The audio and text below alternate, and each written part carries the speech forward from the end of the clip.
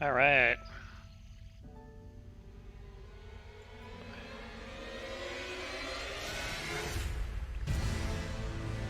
Let's finish the game. No, I'm just kidding. Uh, but am excited to get back into it though. This will be the final chunk, I guess. If you were to divide the day in threes, this is the last chunk, and for the day, and we should be able to get something done.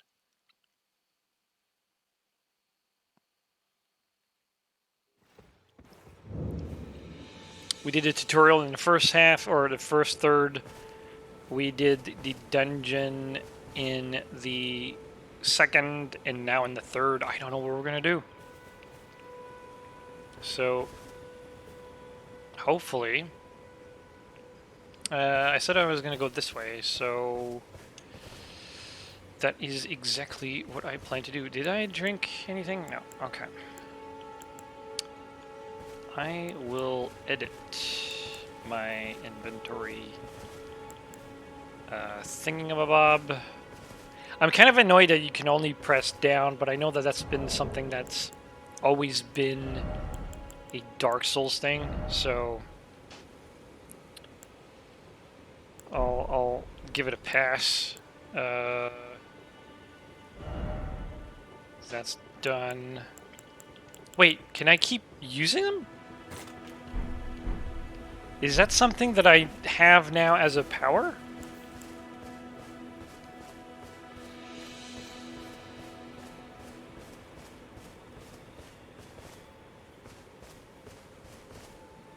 I'm walking forward or outside the guess the church area in hopes that maybe, yeah, that is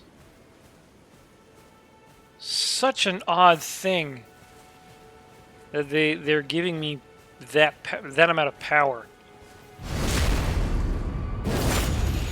besides stealthing.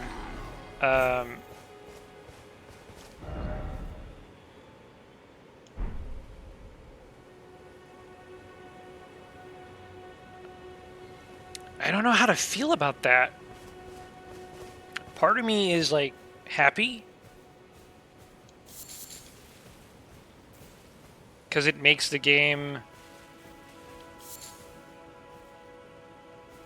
easier. I think it's like if they were consumables, then again I would just hoard them because you would never know when you would want to use them.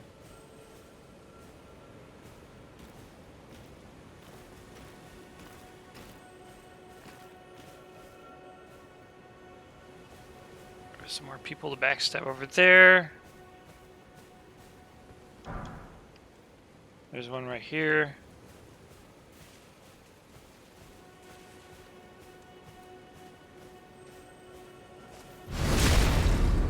Yeah, this is probably my favorite Souls game right now. Still a first impression, but just the idea that they added stealth and I can climb everywhere. I mean, the climbing is not necessarily important,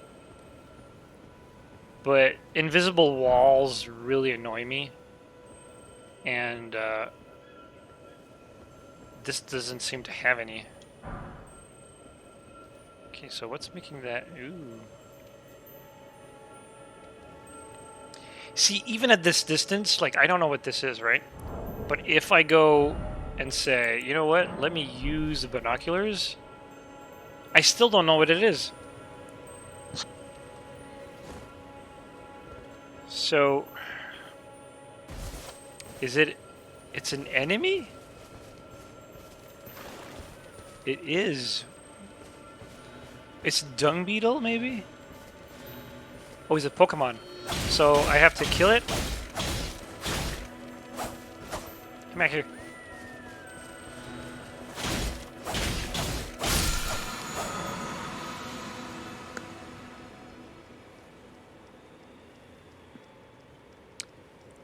These both Crimson and Cernum Teardrop Scarabs, defeat them to replenish the flasks. You cannot replenish more flasks. Okay. Yeah, interesting. Did they really add stealth in a big way, though? You can't really use it in boss fights. That's... I don't think I've tried, but I guess like that would make sense that the boss would be aware that you're there. It's not so much... Like, I think what little it provides, it makes a huge difference. The same way that small little details can add up to something that's like really great, right?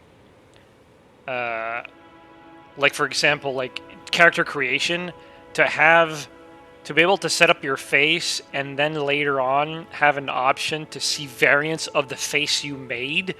That's awesome. It doesn't need to be there, but it makes character creation that much more interesting. And I actually created my character with that feature.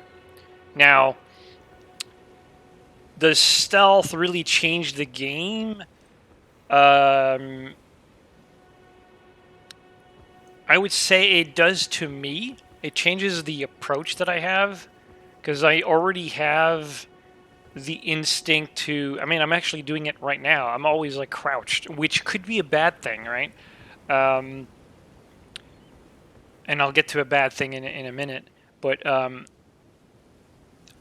it means that I can approach any encounter, aside from boss fights, obviously, with what feels more instinctual or intuitive to me. And stealth is... I'm not good at sneaking in real life, but it's one of those things where my mindset is always about solving problems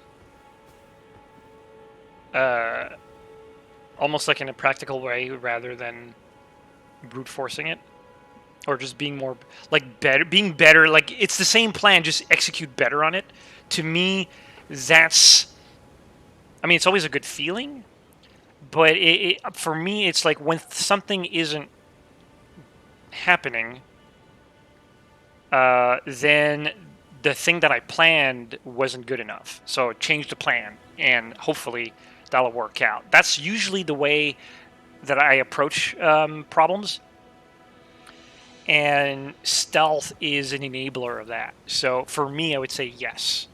Now, if you're already playing all the Dark Souls and the Bloodborns and all that stuff with, like, you have already like a mindset and how you play the games, and maybe that's the way that you played those games is what you fell in love with the series in the first place, then I could easily see stealth being like a non-thing for you, because it's one of those things where you can just run up and kill the bad guys regardless, because you know how to dodge roll, you know what the items would do in context, you know like how to do parry a little bit more intuitively and that sort of thing. So your go-to is completely different conceptually from my go-to, and I think that's the difference. Not to say that I couldn't play Dark Souls, because I still enjoy Dark Souls the way that they are, but this is freeing for me. Now, I was going to say there's still some downsides. Like, I love it and hate it, because as much as I love stealth, I always find it slightly annoying that it only activates when you press a button, and you either hold it down or you toggle it, that sort of thing. In this case, it's a toggle, so thank God for that. But at the same time, I'd rather stealth be part of like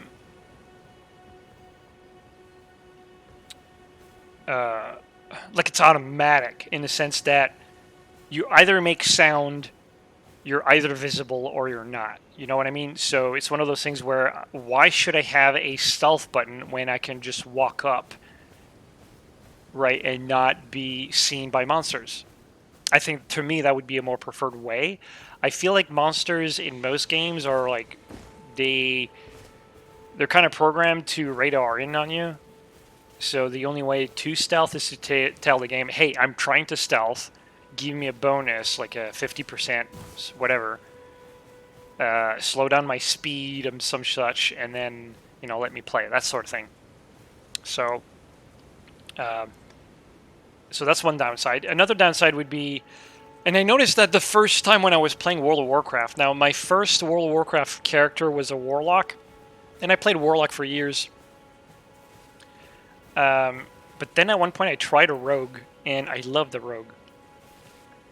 But it's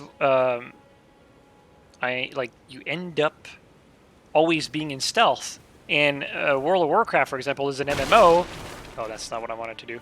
World of Warcraft is an MMO, so you're playing with other people, friends, and they're on horseback and they're running around, and you're like, well, I can't stealth in horseback, so you're just like, I need to be in stealth all the time. That you fall into that like addiction of, if I'm not in stealth, I'm gonna get spotted, I'm gonna get killed. So it's a double-edged sword, like mentally, where, at least for me, anyways, I feel naked when I'm just out and about without my stealth. Stealth should be a buff or an enhancement of some sort. Perhaps a always active skill. So that's an interesting comment, because you might not know this. It's not too many people notice, but I am making my own game, and it's one of those first-person. It's open world, but it's more like a roguelite than anything. And because I'm making it, I can make all the rules I want, right? So I'm designing it with my idea of how to use stealth. And essentially, stealth is a skill that is always active. As in, like in some games, like the Elder Scrolls or something, where it's like if you swing a sword and you hit an enemy, you gain experience with the sword. So you eventually do that with stealth. So it's like if you walk behind people and those NPCs, they don't, like in the AI, they don't register your presence, you get experience point in stealth. So you get better at it innately. You don't have to do anything other than not being noticed by NPCs. And then if you want to play like the rogue archetype, there's a skill that you can actually equip that is, for lack of a better term, a passive ability.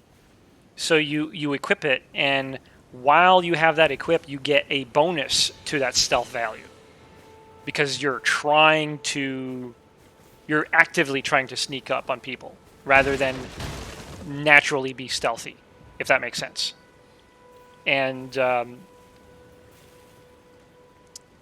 for people who play warriors or mages, they might want to use a different passive ability.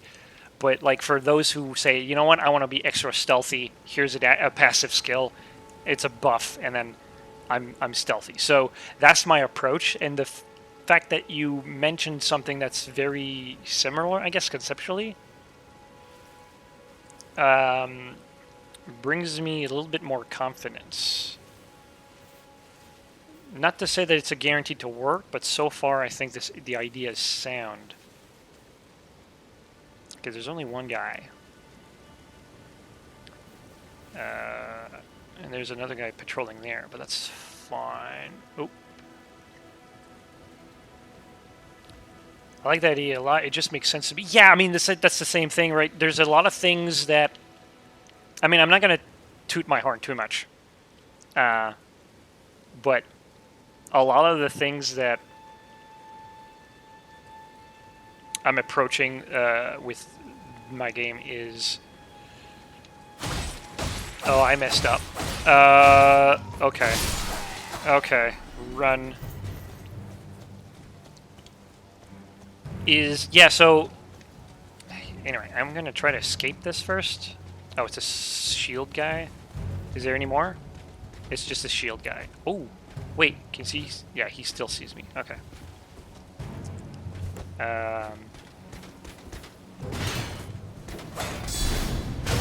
Oh! There you go. That's Dark Souls 3 action right there. I'll finish my thought after this fight. I just need to focus. Oh, there's another one. Have you seen my buddies? Okay, that's a slow cast. Look at that. My friends can feel fire. And then you backstab. Yes! In stealth, basically, the stealth gets me more backstab. That's essentially all it boils down to. Give me more backstab. Oh, that was... okay. You can stop attacking me now. Alright. So I failed. Been watching you since 2009. Sounds about right. I started in 2009. Hope you're doing... I'm doing pretty good, yeah. So to finish the thought that I had, yeah, the idea that I have on making my game is to make things that RPGs tend to take for granted and reevaluate if they're really needed.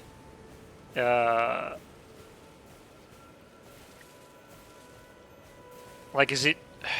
like, for example, having a stealth but toggle, right? That's that sort of thing. So I kind of just...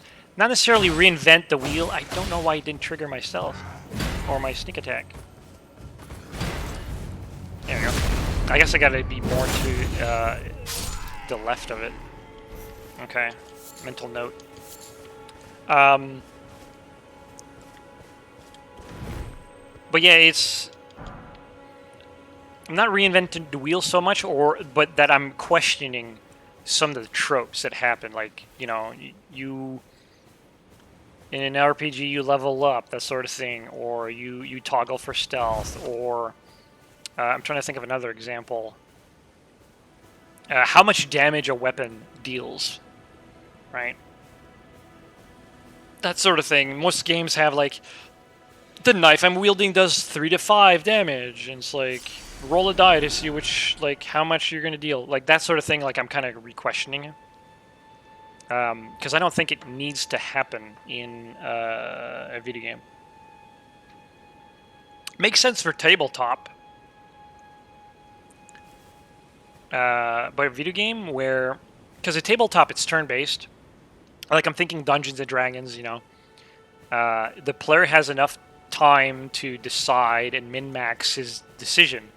So you say, you know what? My sword does 5, but it takes more magic points or whatever to swing or what have you. So what I'll do is I'll use a knife instead because, you know, I have more action points or something like that. So the video games, unless they're turn-based, they don't have to go through that because they have the action part that makes it so that the player has a finite amount of time to react.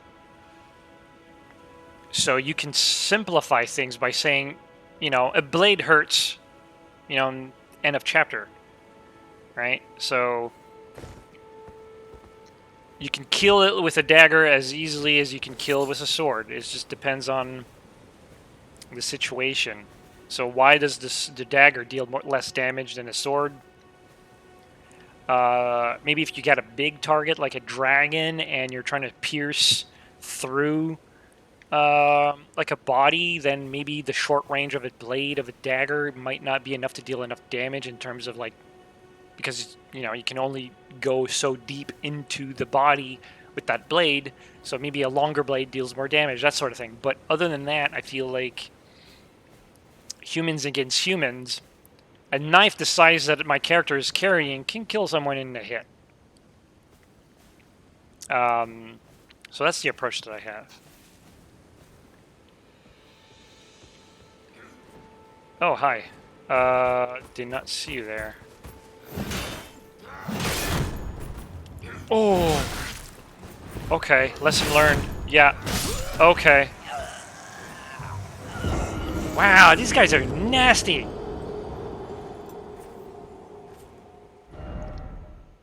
Yeah, let's get back there. So...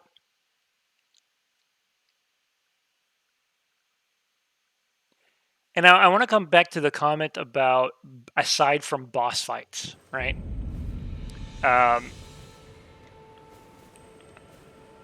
Like, I don't know what I would do against bosses, because obviously stealth doesn't seem to be a thing. But does everything respawn when I die? Like, I think I looted this stuff before. Anyways. Oh yeah, that breaks stealth.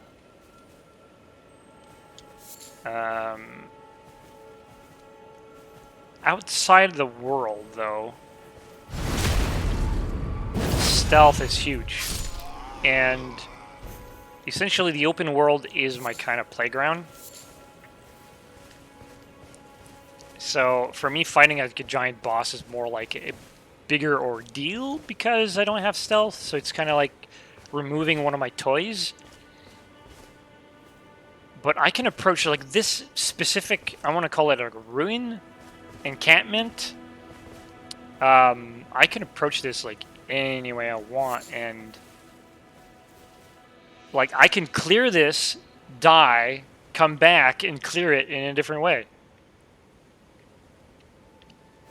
I'm trying to think of another game that lets me do that. Now, will I do that for sure? Like, is that something that I'll do? I don't know. Because it's too early to tell. I just started playing today, so I couldn't really tell you how I would end up playing the game long term. But I can see that being a thing. And I think the closest thing would be Zelda, like Link to the Wilds, Breath of the Wild, because monsters kind of respawn every 10 game days. And then if you go back to the same encampment 10 days later, you say, okay, well, this time I'm going to use just the bow, or this time I'm going to use bombs, or, you know, you can change a few things here. And here I can, well, I can't use magic because I don't have any yet. But eventually I could probably try it out and say, you know what, how good is magic? I mean, kind of find that interesting that he lost aggro? Or is that not the same dude? No, it's the same dude. So instead of going straight to my souls, which I'm taking a huge risk right now, because if I lose that, I lose quite a chunk, considering that this is the early game. Oh, there's another guy there.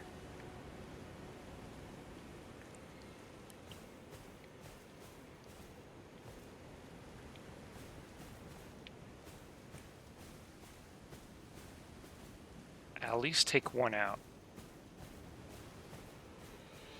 Oh, come on! That was a backstab! Alright. So, I will... I need to find a better timing for this. Okay. Hey, guys. You're being useless. Hurry up. Ah! Oh, man, these guys are no joke.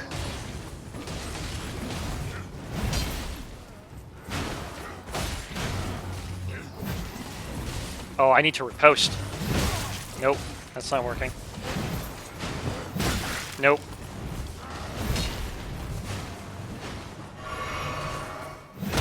Yes! Take it. Wait, are you good? Okay, I thought it was like, are you turning back on me? Turning against me? Okay. Alright, guys. Let's go this way. There's a thingy here. Is there loot? No, that's just a corpse.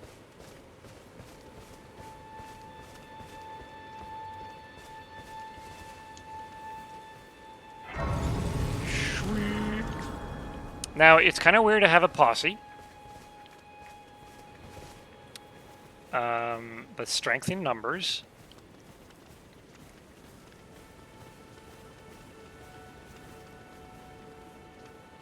Oh, come on, he's right there. Hit him.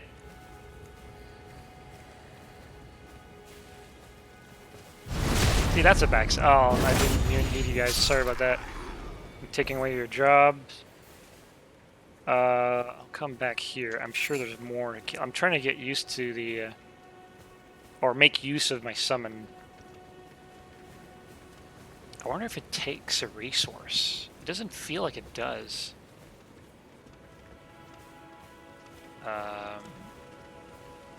Check the chest in the carriage. Yeah, no, I noticed the carriage. I'm just... Oh, I was kind of waiting for more, like... victims, I guess. But I just noticed that I didn't even pick up my souls. So I'm going to do that first, in case that chest is a mimic.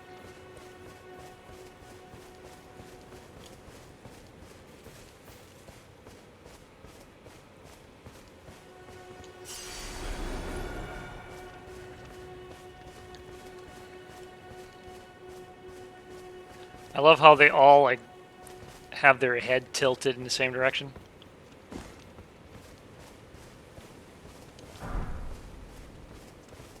Tree and beast surcoat.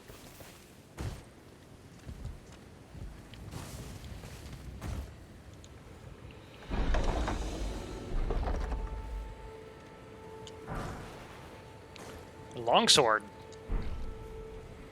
Or it's a greatsword, technically. Okay, so what I want to try is...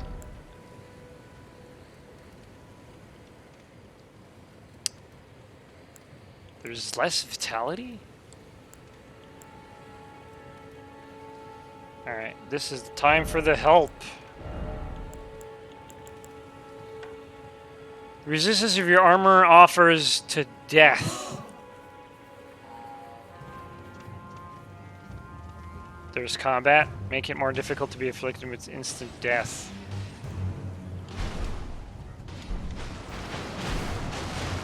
What the fuck happened here? Uh-oh. Uh-oh. Uh-oh.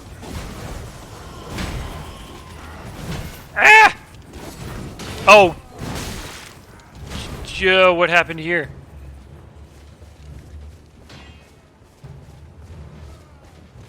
That's a freaking full platoon!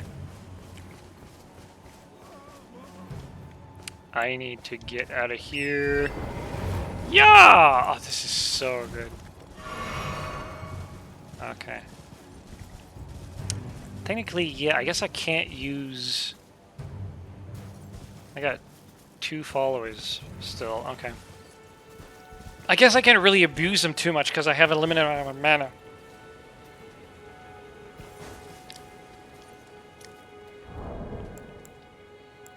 Okay, so I still want to know...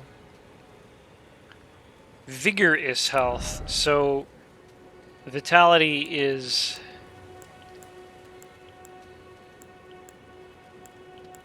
That's a good amount of poise. But I don't have the equipment load. Oh no, I do. Okay, so let's try that. I alerted the guard with the horn? What horn?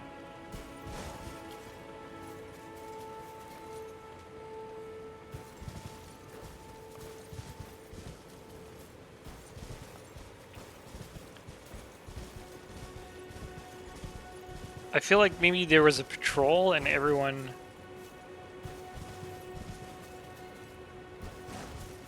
When they say they follow you for a short amount of time, they're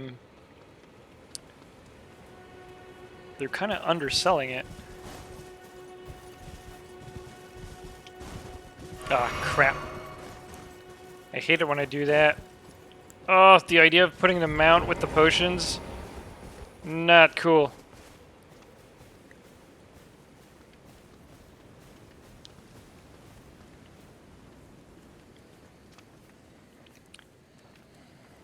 Dudes, you're kind of breaking my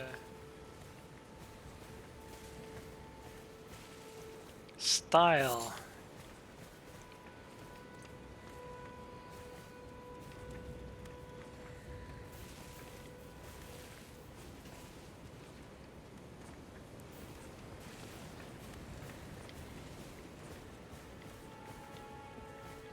Oh, their patrol is good. Yeah, he saw me.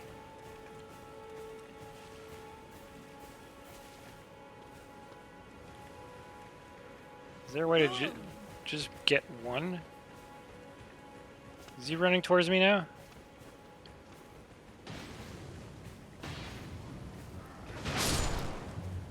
Yeah, I think they all call. So...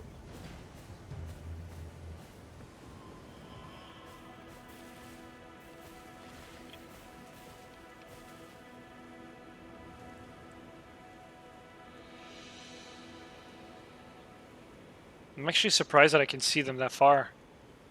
Considering the amount of details that each character have, that draw distance is pretty solid. Yeah, I constantly heal myself instead of summon mount. Yeah. Okay, these guys are no joke, so I need... Oh, there's a message right here. Could this be beer for... I hope so.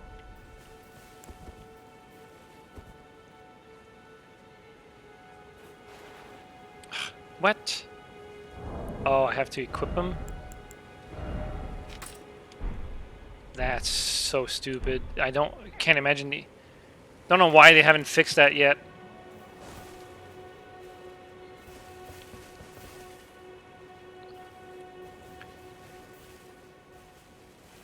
There is one guard that will blow his horn and alert the whole group. He's patrolling the center. Ah. That's what you meant. You alerted the guards with the horn. I mean, I was technically just sitting idly there. But, no, I see what you mean. So now I need to understand archery, because...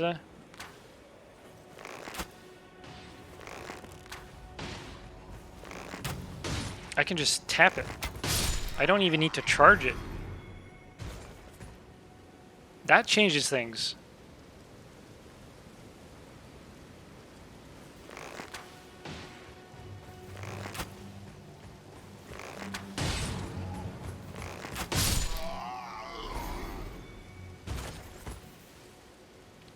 It's expensive?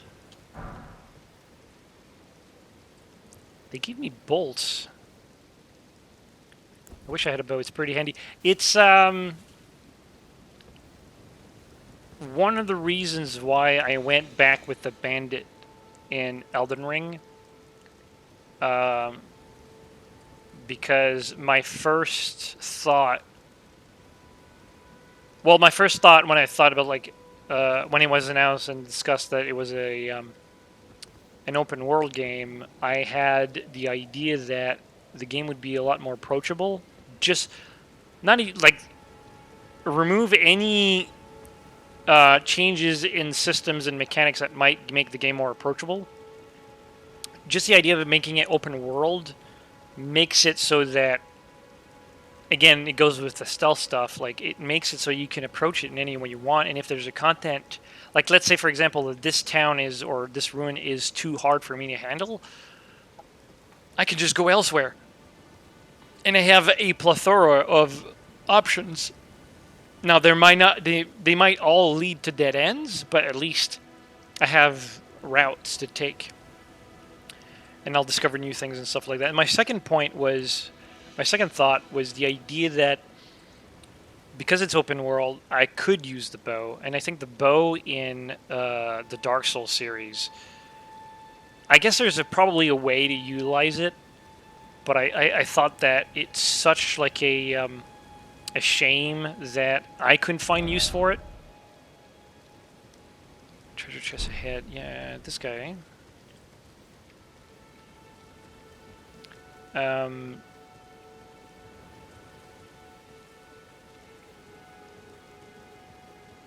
There's another freaking shrine or a bonfire?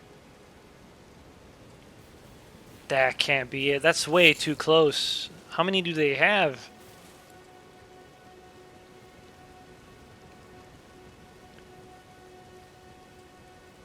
Alright, so...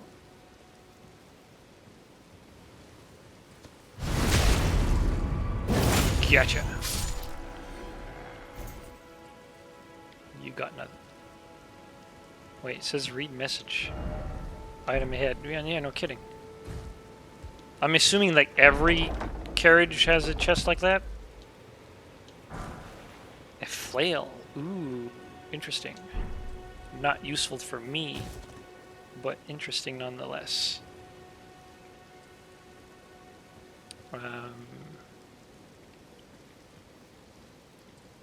Is there anything else I'd like to have or explore in this area? Maybe the tower?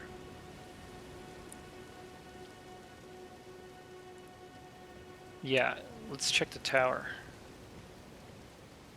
I need a better vantage point though.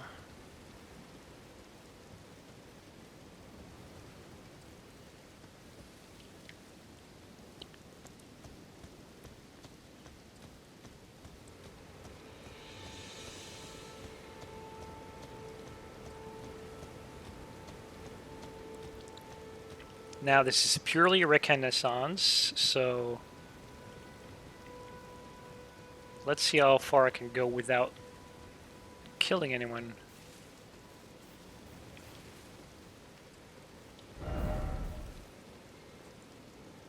Defeating one by one required. There's the horn guy.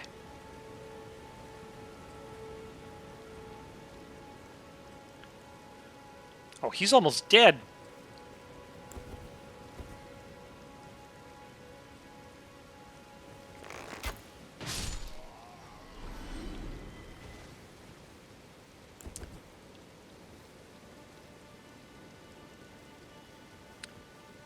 I know this isn't technically an RPG, but I think it would be cool if wearing the armor, like I am right now, of these guys would make it so that they wouldn't necessarily attack on sight.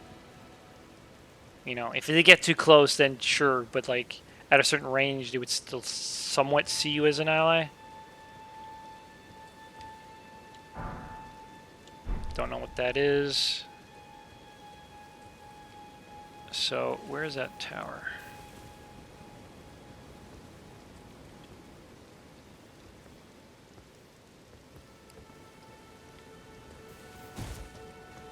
Ooh. Might as well. I said I wasn't going to kill anyone, but when he's just standing there, I'd risk having him on patrol and then have him spot me later, so. Is there a thing inside? There isn't. Okay, so far the towers have proven to be places where I can just hide, which is not a bad thing. Just kind of something that I don't need to get to unless I'm trying to find a place to bunker down. Okay. So that's done. I was gonna go here.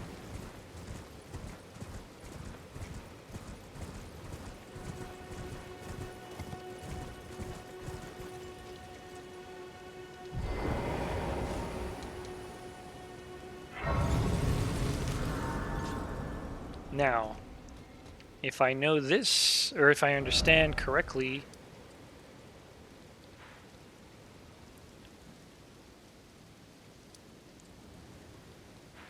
not what I expected. Okay, I kind of assumed that this dot here was here. So I got to turn around. I kind of expected this to flow.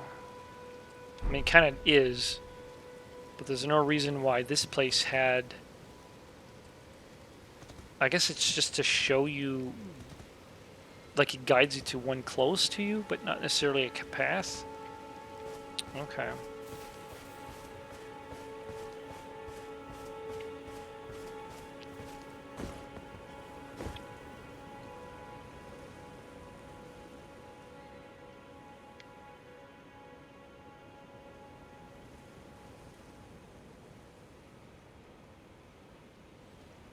That's an interesting sight.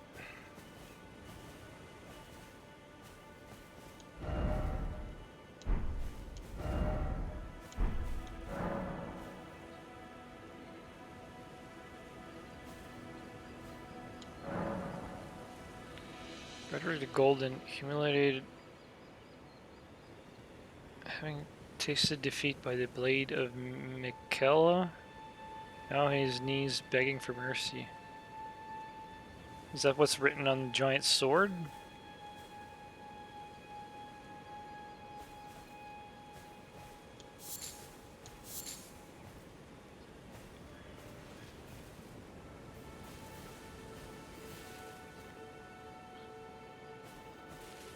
That's just a player ghost.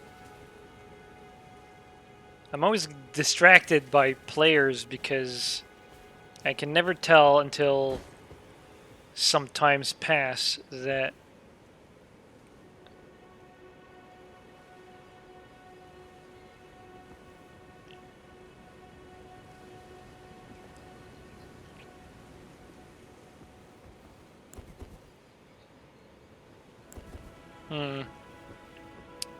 let's say hello. See how that goes.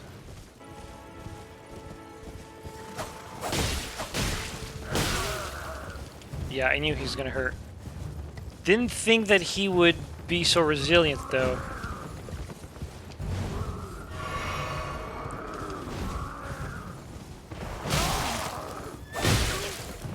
Oh, even the horse fights? Jeez.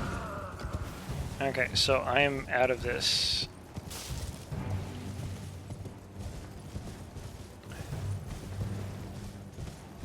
How far will he follow? Oh shit, okay. I kinda knew there was another one there, but I didn't think that I would run into him.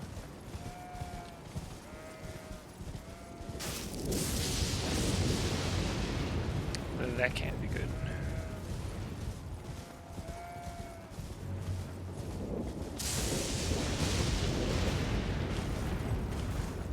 Eh!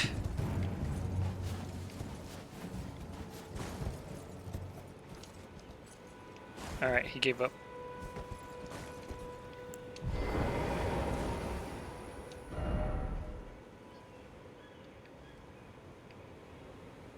Oh crap, I didn't even notice the giants.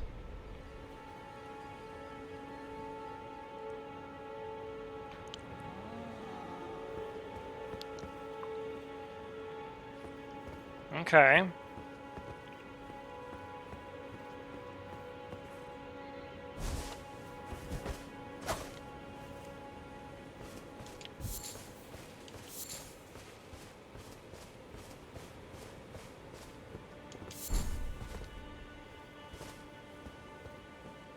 I'm not exactly sure what I'm picking. I'm assuming it's crafting materials, but...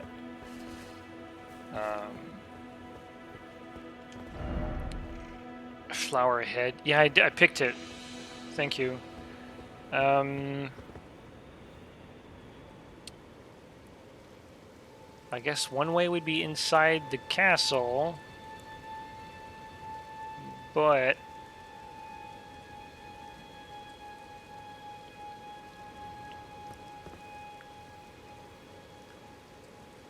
kind of want to know what's over there. I think that'll lead me back to... well, the starter area is somewhere in that direction as well.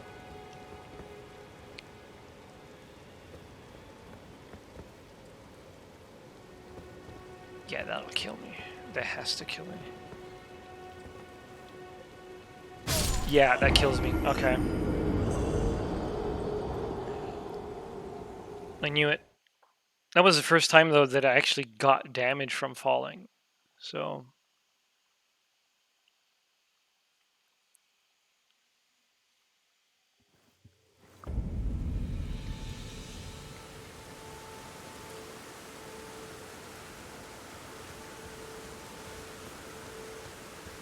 This is the path I wanted to take.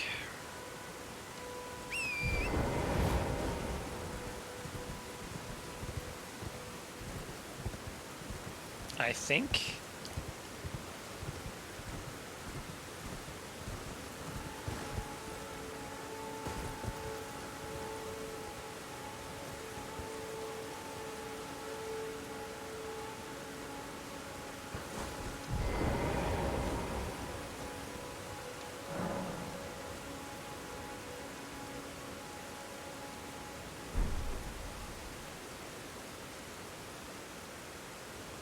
What? Just use the second jump just before you hit the ground. There's a second jump? Hang on, I'm gonna...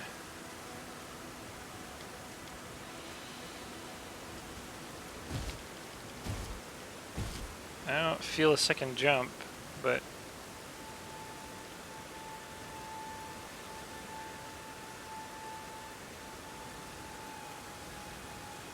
They're going back. Okay. With your steed. Oh, the mount has a second jump? Alright.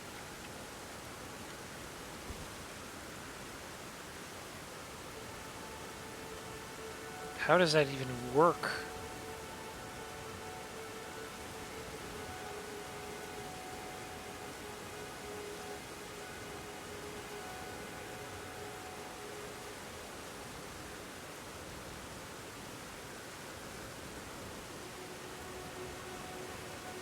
So I'm about...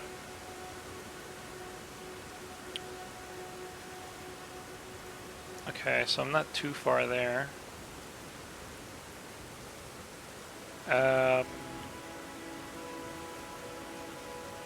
This is where I started.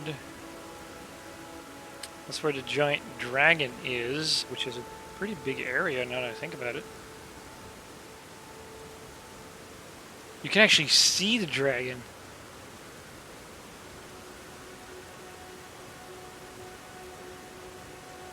That's insane. Okay.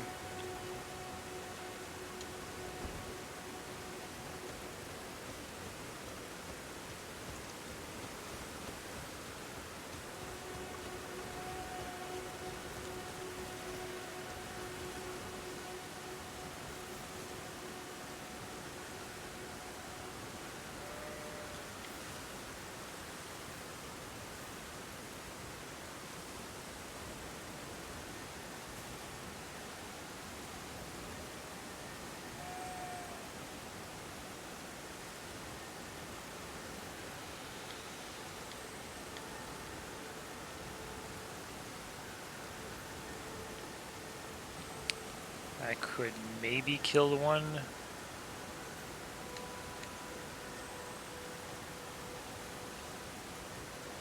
I'll do better. I'll kill...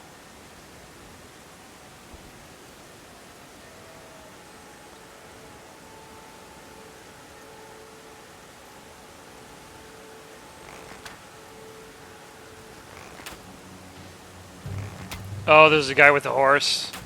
That was a bad idea. I did not see the guy with a horse.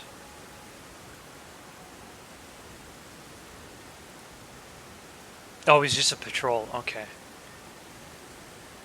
So, I'm gonna kill this guy.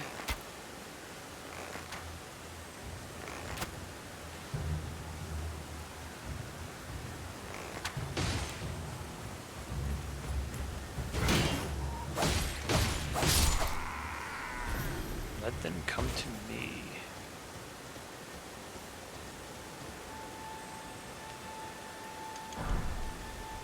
Now, where's the other guy? There it is. And the horse rider.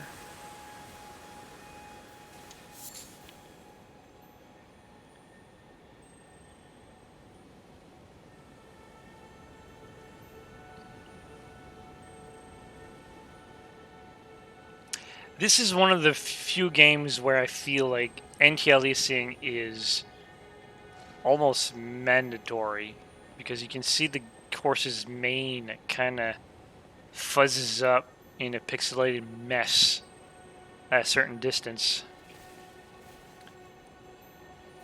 So I'll have to crank that up.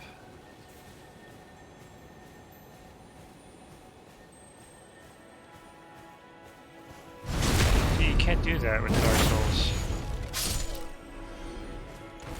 I didn't really think about destroying his camp, though, but sure. And then... Oh, no. Hey, hey, hey, hey, hey! Come back here.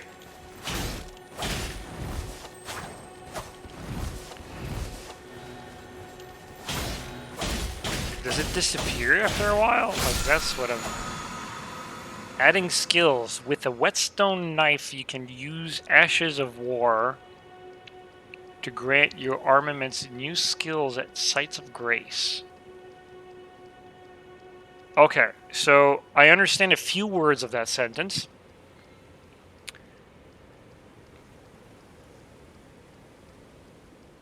I understand every word individually. I don't know what a whetstone knife is. I don't know what Ashes of War are. I know what Sites of Grace are, though. That I know. Okay, so an army can only have one skill. Any skill it's previously had will be removed.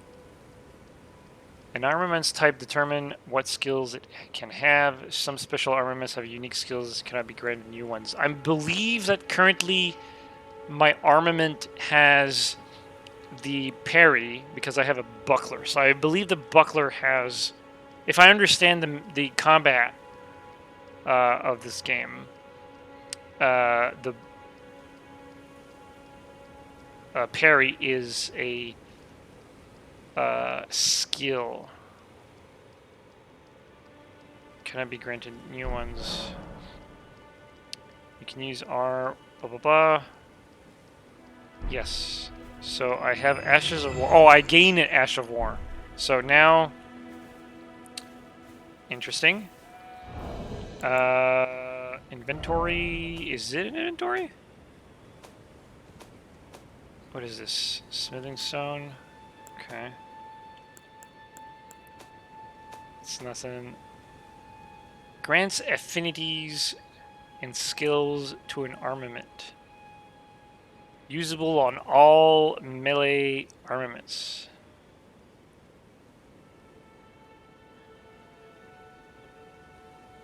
Does it go away, though? Oh yeah, I have to be at a... got it.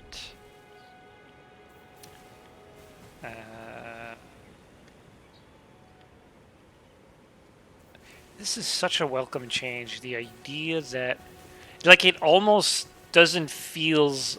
Or it doesn't feel like a Souls game. Because... Well, technically it isn't. But because, like, the whole atmosphere is so much more peaceful.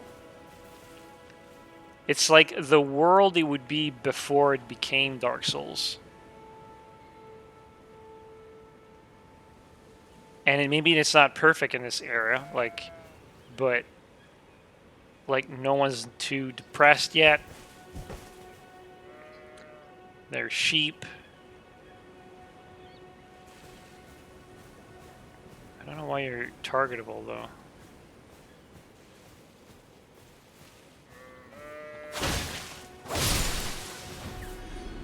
Man, that sheep had a lot of blood. Thin beast bones. Okay, so it's just random crafting materials. Okay. There's a bridge. Do I know what that does on the map? No.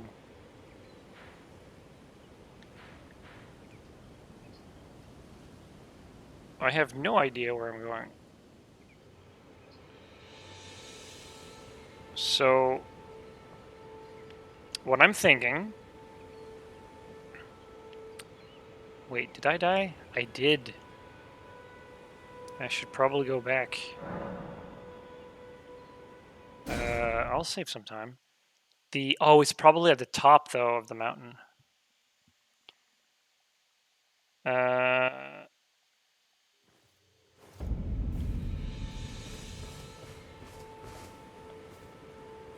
think the fact that it's open distracts me from the idea that I have to.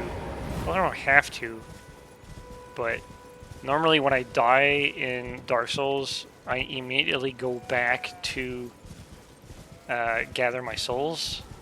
But I think that's because, well, that's the only thing I can do because I'm going back to where I was.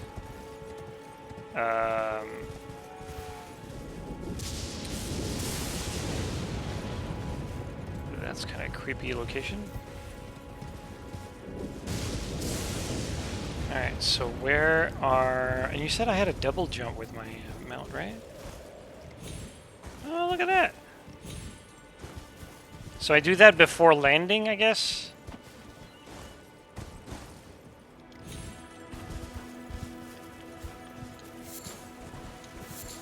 Yeah, there it is. Alright, let's try that again. Wait, what's the button jump? It's A. Shit. I forgot the jump button as I fell down. That is... No. No, I can't believe it was that. I had to question myself.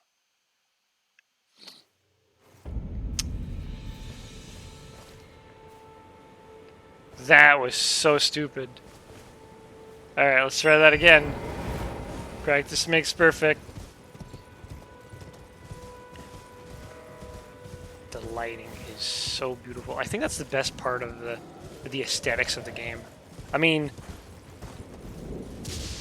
Souls games are always like pretty to look at, except for the monsters. Oh.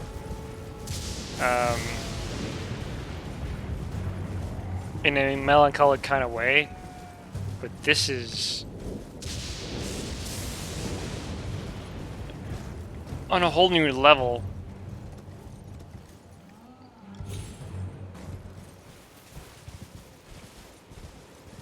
Alright, so let's try that again. So it's A. A is jump. So now I can do this, and I go A.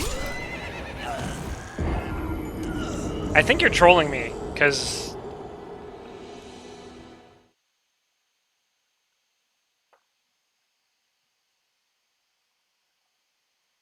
I'm not sure if you can fall off a huge cliff with the double jump, but you can still make good jumps with it. Okay.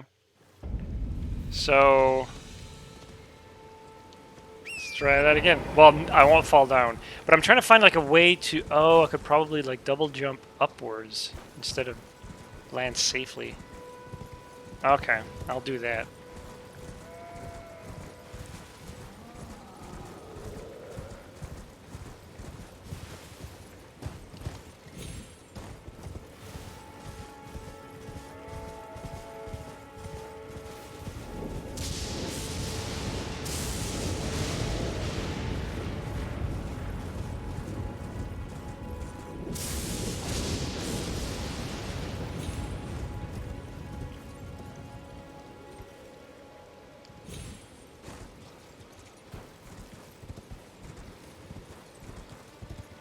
Alright.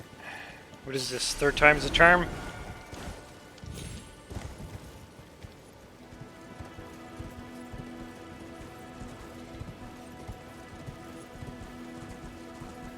Maybe there's a closer distance here?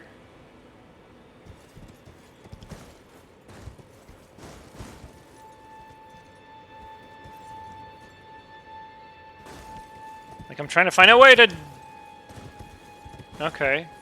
Interesting. My horse is part goat. Yeah, I guess that works.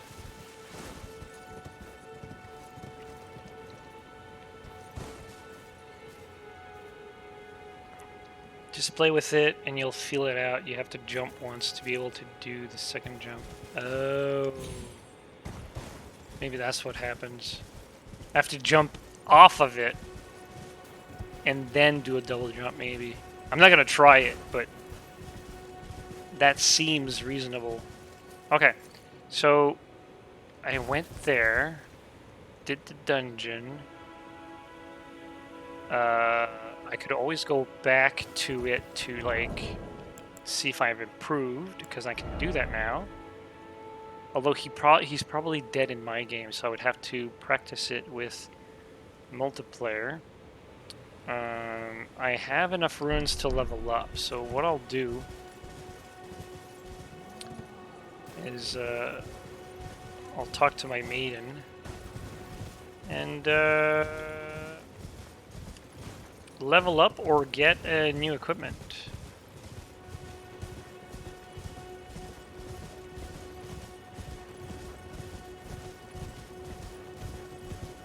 I could use more health.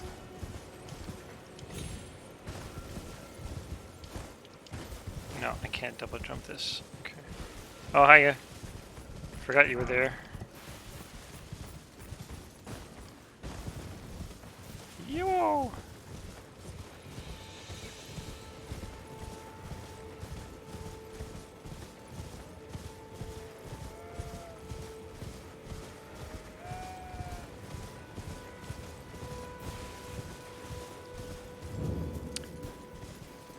I just realized I didn't even have to be here because it's on the bonfire. But I just went here because I thought, well, hang on, she told me that I have to talk to her to level up, but she shows up.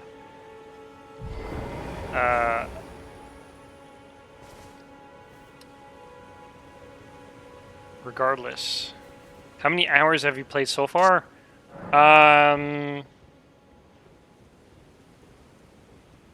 Maybe 7 maximum, but that's, I wouldn't say that that's necessarily like a good reference point, because I am really slow when it comes to like progression and playing the game and stuff like that. Like I did a tutorial and it took me maybe 2 hours or something like that, if not more.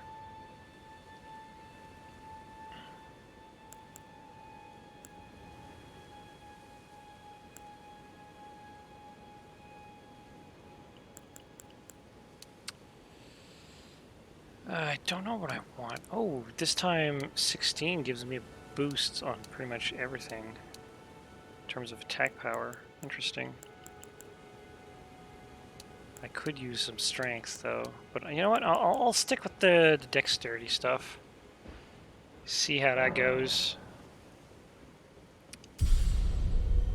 I could probably level up some more, but I know like 1,000 I could probably get like a hat.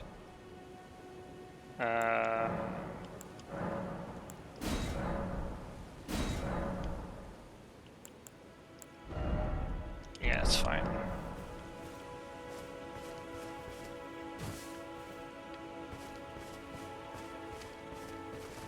Can I upgrade the knife? I can upgrade the bow.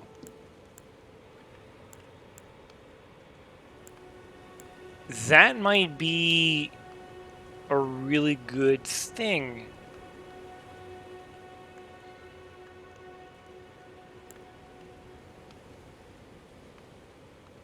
Because the dagger, I know that no matter how much I crank it, its only real purpose is to backstab. And this I already know that... Okay, so let me... Well, that was it. Oh, okay. That's a +2 now. And the great knife is already... Well, I guess all my equipment is +1? Okay, that's what happened. Okay. Got it. And he's still there. How much do I have? 700. Oh, I could probably just do this? No. 743.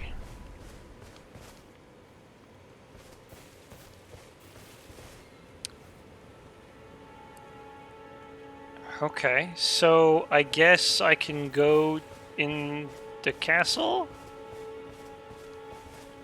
Looking at my options, it's like the dragon or castle.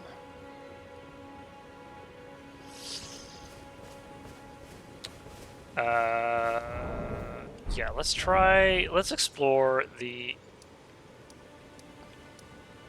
storm gate. There's probably more things here, though. But, I mean, the game is telling me to go this way. So we're going to explore this way, and if we find like, really strong monsters, we'll come back. Because I'm in no rush to progress forward with, like, more challenging monsters. Like, I still haven't beaten the Golden Knight, and I haven't beaten, like, just a regular dude on horseback, so I'm not exactly confident with my combat prowess so far, which kind of makes me double down on the whole stealth thing. Ah! Oh, crap.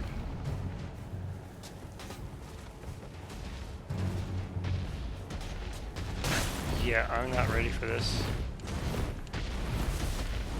Oh, you follow through the gate. Okay. You got a lot of health, too.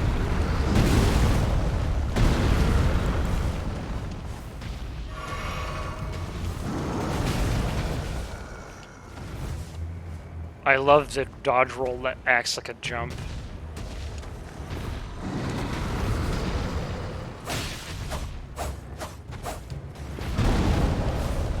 I'm too tiny, but so is my dagger. Ow. What?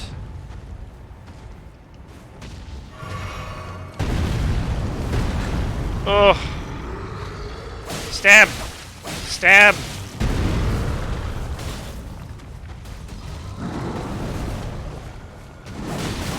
Ow. Woo. Can I stab the arm? Yes. Anything. Okay.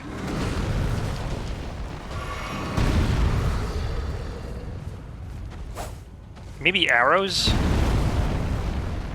I don't want to risk it.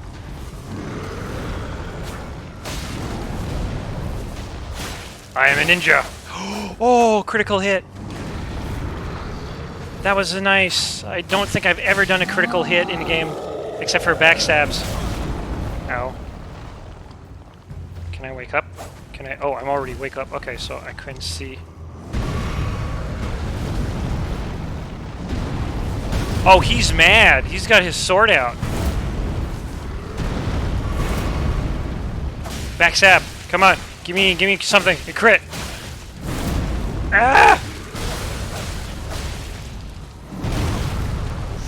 Alright. This is... I'm almost... Wow, I actually killed... Or close to kill. Dodge.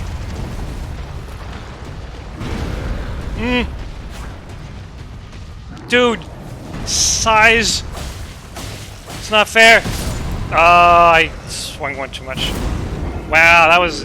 I call that a good attempt. I call that a good attempt. So close. This is jarring, though. The stake of Marika, I actually don't like the mechanic. Because I teleported to a bonfire, or a grace, or whatever you want to call it. And then I got to the gate, yeeted out, fought the giant. I died, and instead of teleporting me to the grace, which I thought was the closest point, it's telling me that there's a stake of Marika. So it's like, where would I teleport? On the other side of the wall? Of the gate?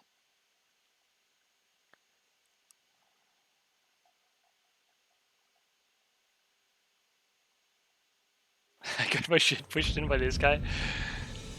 Oh, it's this one. Okay, well, I guess technically... No, I died at the gate. Come on. So it doesn't matter. It just takes... Yeah, I think that the America stuff needs to be changed so that you know which one you teleport to. I guess it doesn't matter. I guess, like, as so long as the America are all, like, in non-combat areas, like I think like most graces are, then maybe it doesn't matter. But if that's the case, you know what? I'll take it back. I guess it makes sense. Because with these guys, you can level up. So I'm still back to 740. Okay, so I haven't killed anything in a while. Good attempt on the troll, though. Was he up there? Yeah, he's up there. He just jumps down. That's interesting. So, can I... Let's try again. I just want to see if I can't... Sneaky sneak.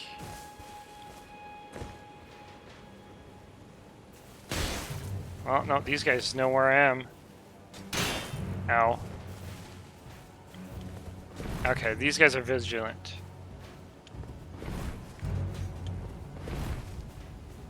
So I'm not gonna try yet. Okay. These guys mean business. I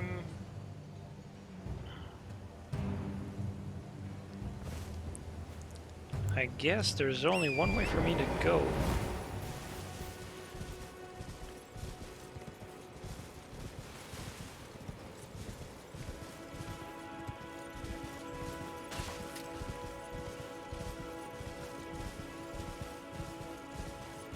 I could preemptively summon minions, like a wizard, to fight the troll. But I'm thinking I just need like a longer knife.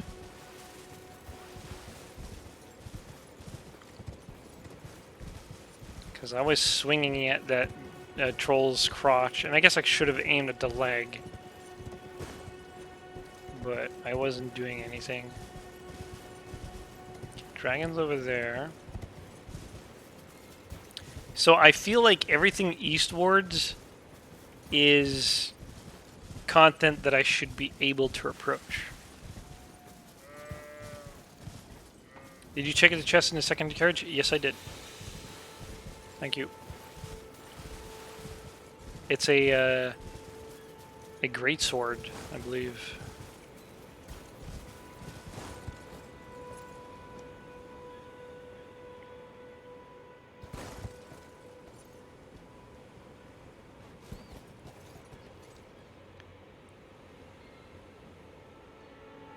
It's kind of nasty looking at the under the bridge. You got bodies hanging.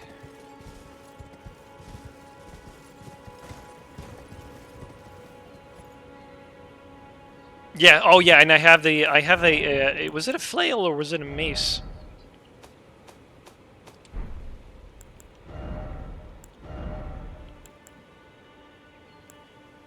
Yeah, I got the greatsword and the flail.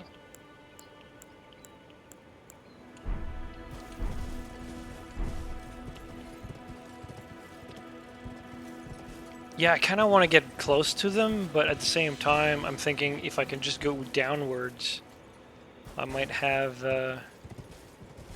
without falling to my death, I might get a closer look.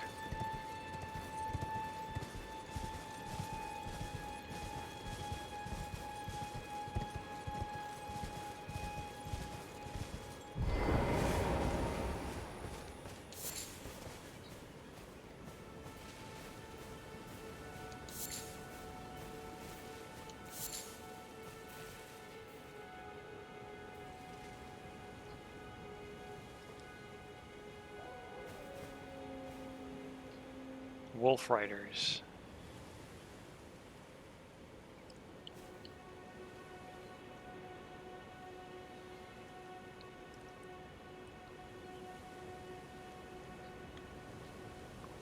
It's hard to see through the wall, but I might have found a vantage point. Oh, and then again, it's probably symmetrical.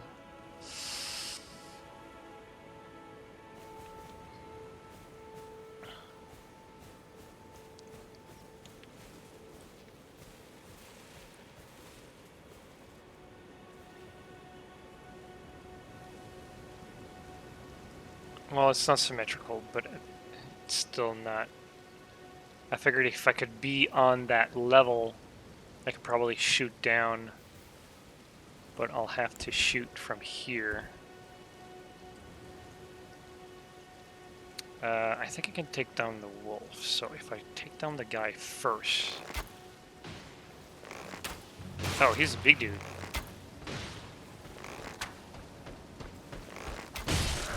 Ah!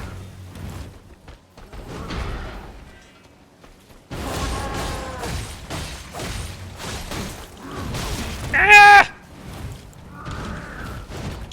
Doing two things at the same time. Ow. Big guy had a big sword.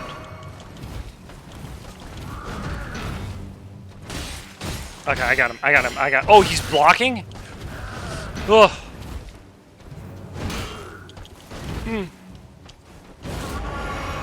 I don't know what he's doing, but I don't like it.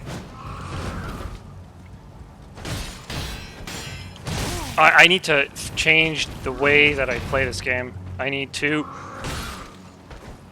Oh, I'm punching? What the heck happened to my... Oh, here we go. No! Die. Oh, okay. Whew. I should probably change... and learn to change my tactics with an easier target. How long have you been working on your game gates?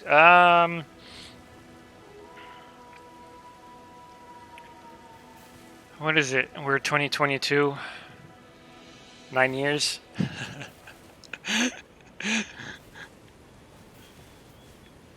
It's almost, yeah. It's. I'm almost embarrassed to say it. Yeah, 9 years.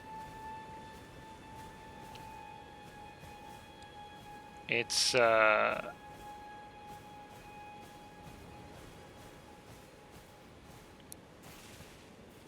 taking me a long time. Oh, yeah, he's a tough dude.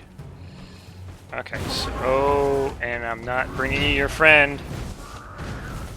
Come back into the wild.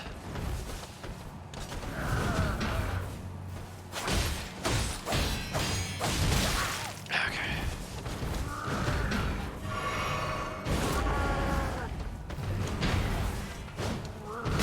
Ah, right. Oh, even in the air?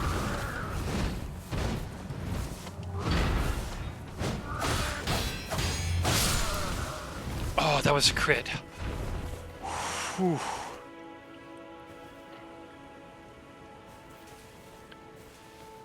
Yeah, and thinking back, like I think some of the trees are now red with blood.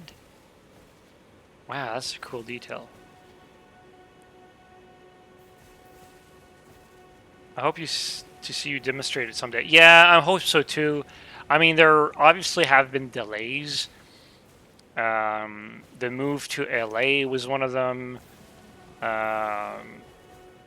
1 year dedicated to rework the multiplayer was another one. You know, it keeps adding up at certain points. I'm at a point where it's like it's getting there. Like I'm starting to feel happy about things.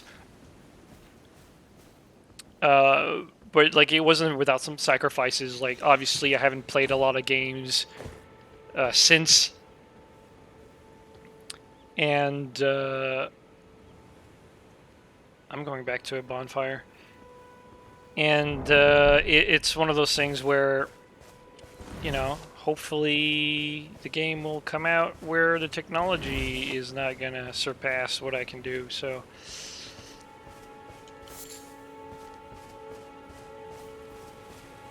I'm not too bothered with the technology stuff, but at the same time, I still want it to look good. Because I am spending a fair amount of time on the presentation.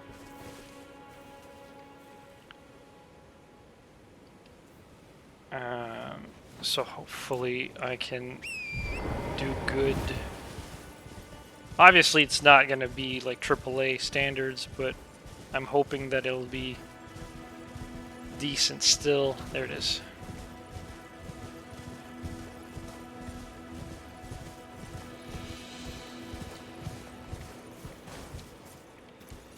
But in 10 years, like, I already understand that technology has somewhat evolved since, because one of the solutions that I took to generate my world and my game doesn't lend itself really well for, or it didn't at the time, for like seamless world navigation. So it's one of those things where I have some loading screens, and it's only been a couple of years that I've reorganized some of the data where it's like, okay, now we have the tech to really do what I was doing, but seamlessly. I just can't refactor the entire game. So within that time, it's one of those things where I have to bite the bullet and say, one S pack is really old, but I have to bite the bullet and keep going with it and say, you know what, if I do a sequel, then I'll know how to do it at the very least. So there's that plays into account. Man,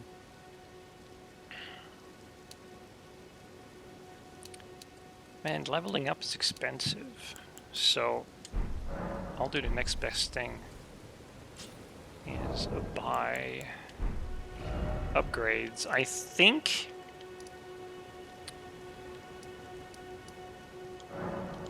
this might be the first Souls type game where I'm actually thinking more about equipment than the levels themselves. I used to say, like, oh, levels is key. I'll get items as I go. So I'll just like use all my souls on leveling. But now I feel like, I mean, I think Dark Souls 3 kind of taught me that in a sense.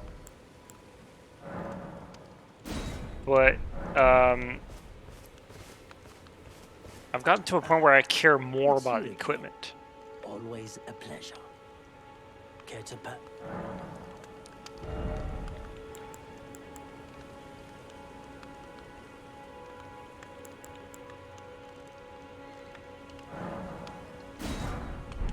Goodbye. Nice to do business. I'm gonna lose my boots. Hopefully that doesn't affect stealth.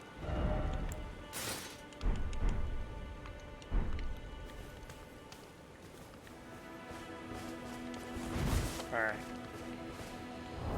300. I can probably buy arrows with 300. What is it? So let's do that.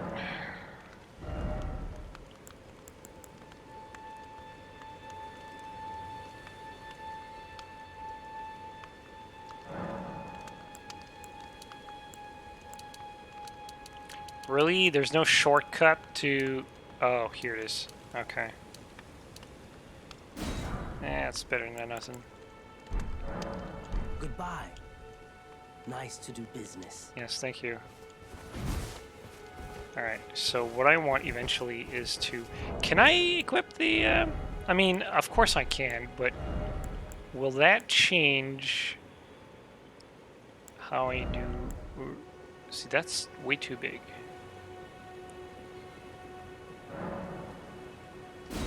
Right. Can I even use that one? Not even. Oh, but I have...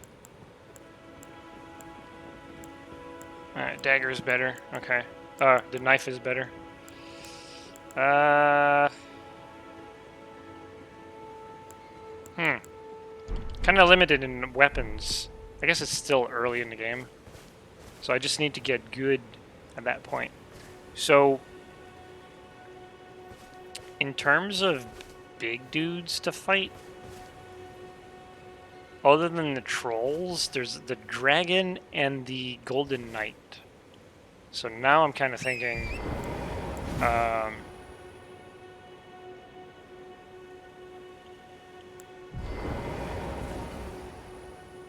maybe I can try to fight him. This is what I noticed, though. Oh, it's the camera that does this. I'm gonna wait until he.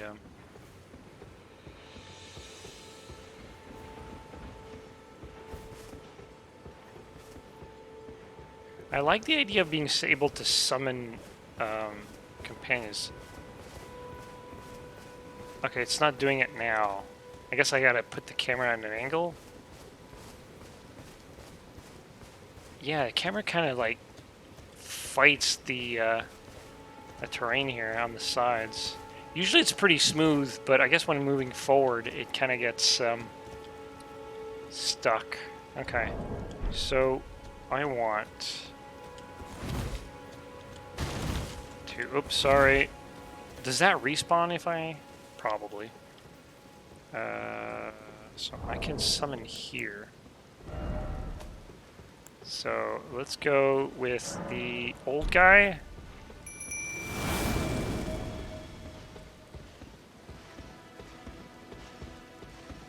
And then summon my. I was gonna say dog. Summon my mount, and then try to fight this guy.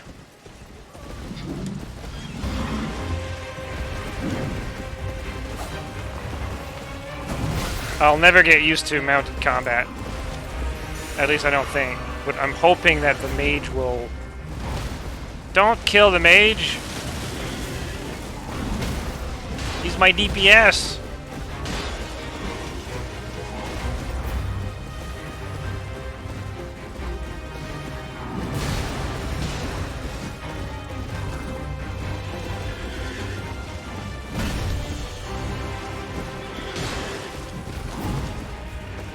Okay, my mage is useless because he keeps missing.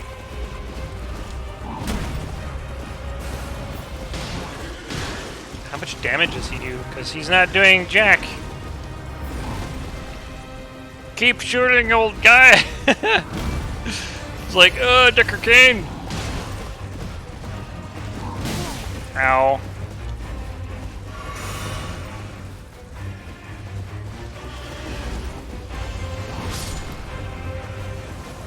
Well, that's that.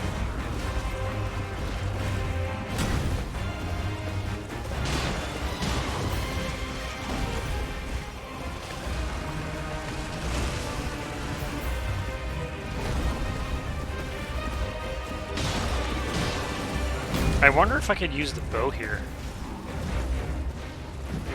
No. So I'm stuck with melee. Not even a good one. Oh!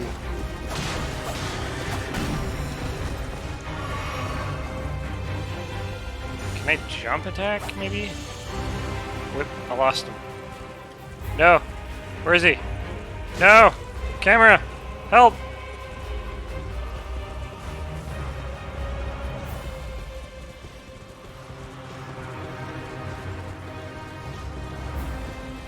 I was wondering if I...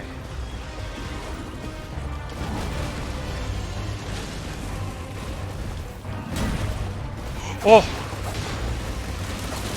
Okay, is that how I have to do it? Gotta jump? Does that really work?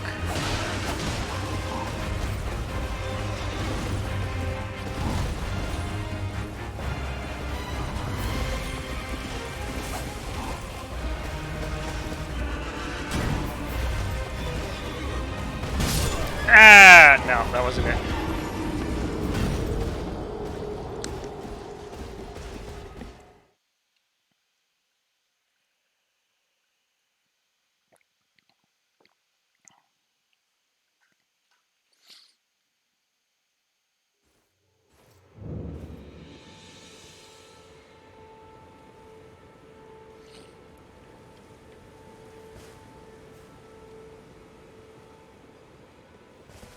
Alright, so now...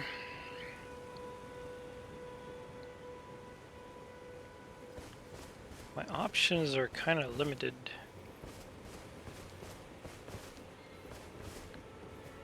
If I had spells or like a bigger sword, I could probably try. Which is most likely why the Vagabond is... I've been said that it's more like balanced. Allowing you to like use different skills or weapons. So now I have to think about ways for me to approach. So I can't use bow and arrow on horseback. I doubt I can kill this guy on foot.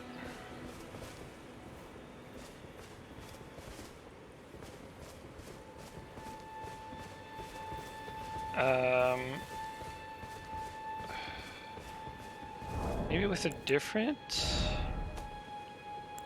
maybe the puppies?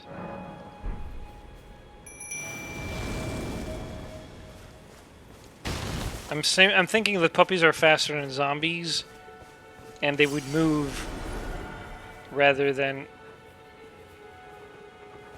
so yeah, let's try that. Again, I'm going with the whole idea of changing the strategy versus just getting better at it.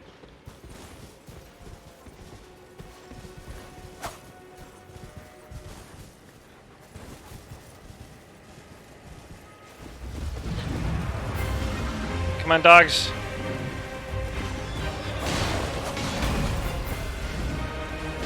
Well, it's doing more damage.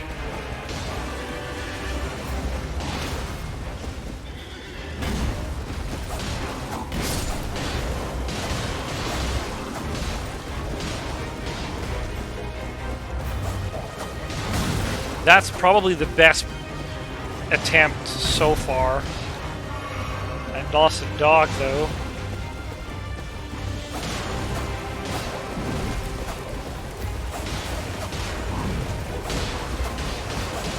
I think the dogs was a good choice.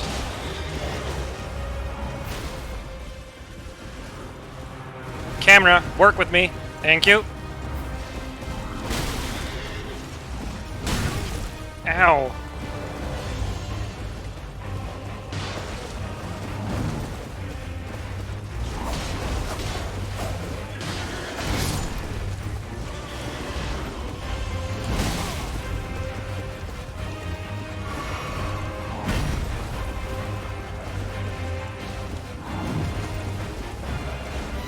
Trying to lead the guy into the wolf, but that's not working. Okay, so I really can't kill this guy.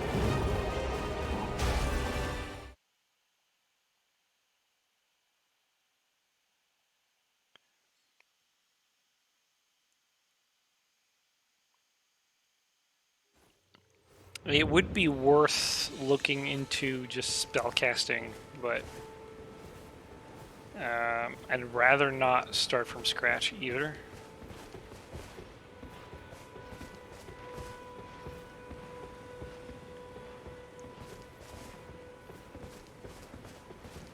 Because I think my biggest problem right now, I could probably fix it or compensate for it with magic. Assuming that magic is worth its salt, right? Which I'm assuming it is. So now it's more like what am I supposed to do? I just need to get better. And I'm trying to avoid grinding.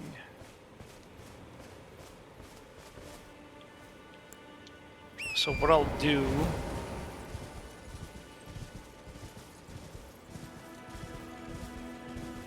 is maybe go this way. There's probably like one or two other paths that I can try. And afterwards it's just a matter of like getting good. And to do that I would probably have to spend some time fighting those soldiers that I can sort of solo, and those goblins in the cave. if you want to call them goblins.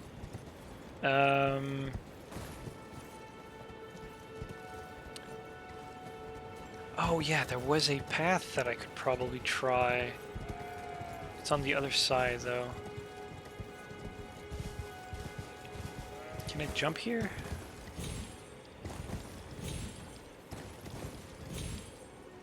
No. I could probably get to the beach. So, I'll try that.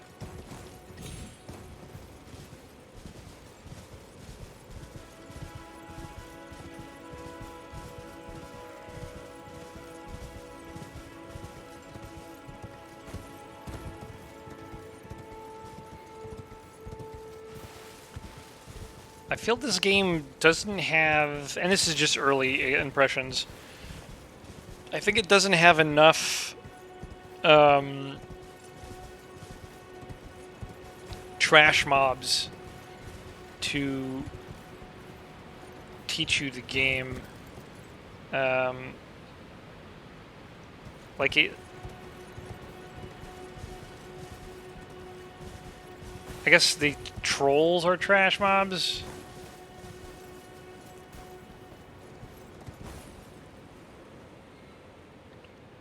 There's these things that I'm thinking that they're jumping platforms. But I might be jumping from a little too high.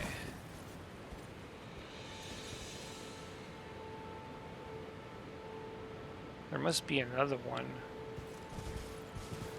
Let me go over here. This is where I jumped down the first time.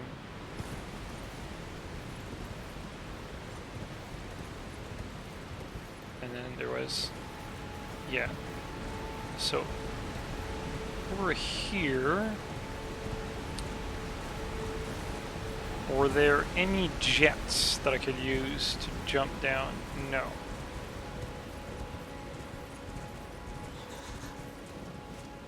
Oh.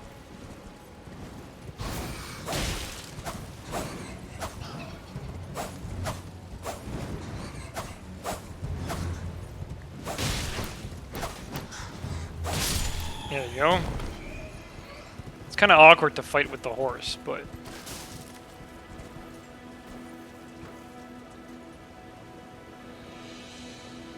Wait, I don't think I've been here yet. I thought I went to an archway that had a campfire. But the dude warned me about a dragon, so it's not this place.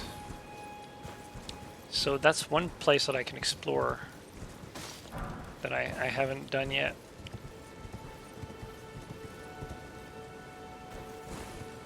Ugh.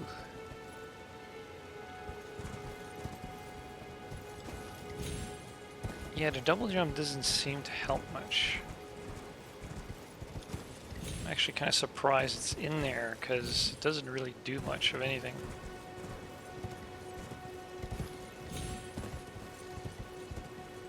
I'm thinking maybe later down the game, like it'll be like handy against some certain bosses. But honestly, I had to farm XP at the guard camp outside of the gate with a big troll in it. I would clear the encampment and then level up a few times, help me hone my combat style. Yeah, no, I kind of expect that to happen. And I did that with Dark Souls 1 when I discovered that game for the first time and realized that, oh, the game is relatively easy because of that mechanic. Like, sure, levels don't necessarily make you good as a player, but allowing you to compensate your weaknesses with that was kind of helpful for me there. But at the same time, I'm thinking, I know that my skill, like I was never really a good player to begin with, so I almost want to, I almost want to learn how to play games to a point where I don't have to compensate with leveling.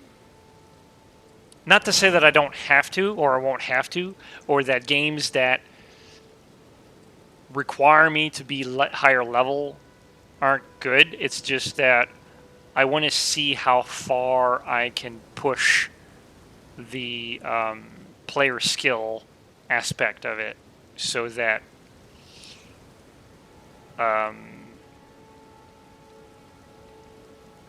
I can find myself in situations where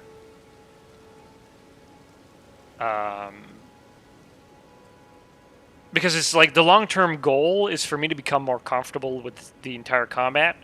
So hopefully camera control, which is always like an issue for me, but getting better at it so that even in the event that my weapon and armor and levels aren't necessarily up to snuff, I can somewhat compensate for it, rather than it being the other way around.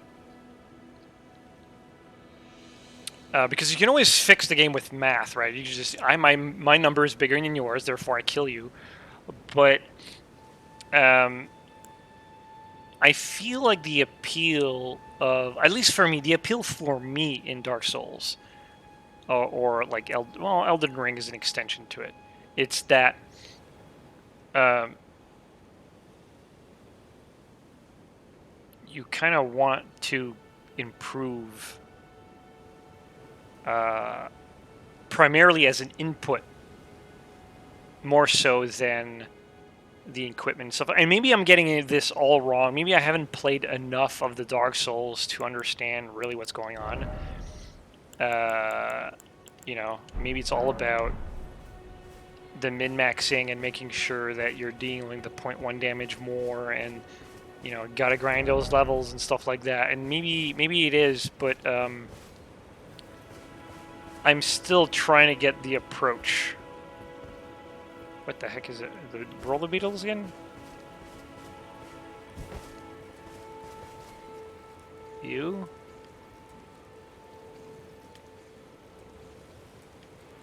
But yeah, I'm still trying the approach of, you know what, this seems appealing from a mechanical standpoint. Let me see if I can improve on my I almost don't want to attack it, because I feel like if I do, it's going to get angry.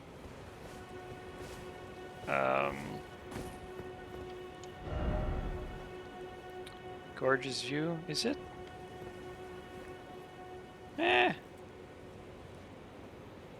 I've seen better, but this is a good view. Wait, it's slowly coming to me? Alright. Now I'm kind of disgusted and curious. Do you bleed?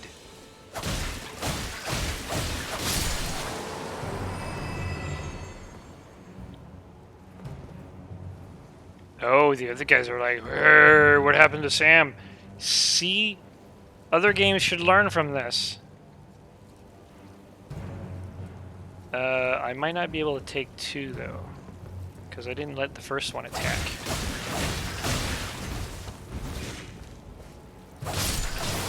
Either that, or they're really, like, innocent creatures. They just want to say hello. Now they got, like, insulted by, who are they? Skeletons?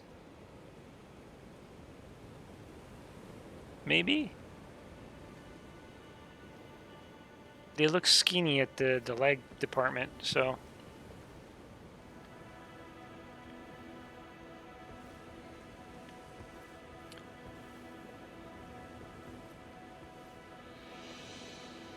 Yeah, I don't have the weapon to deal with these guys.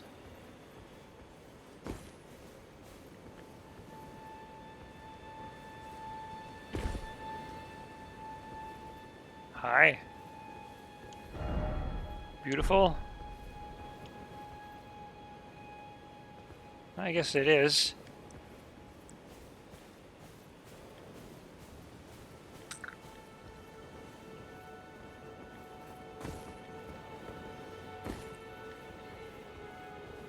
I definitely feel more at ease playing this than I am playing the other games.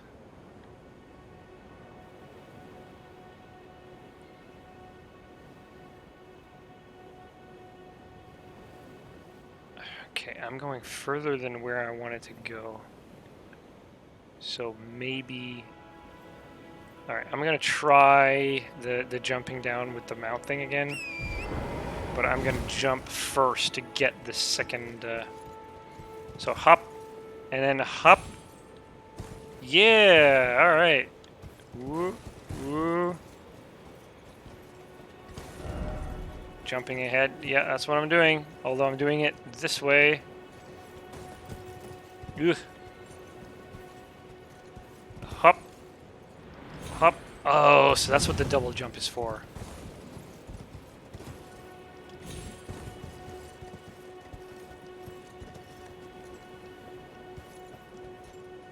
Hop. Hop. Yeah, alright, now we're learning. Okay, now what? Campfire, I guess?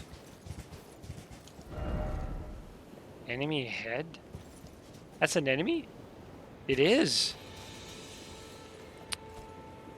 Oh, he looks kind of nasty. So.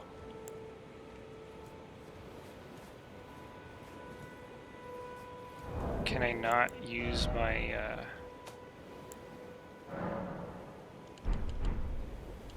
Why not?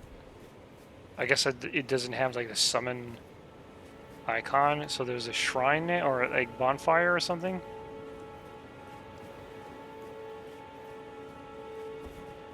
I need my summon! I'm gonna try to get a backstab out of him. How far do you patrol out? Oh.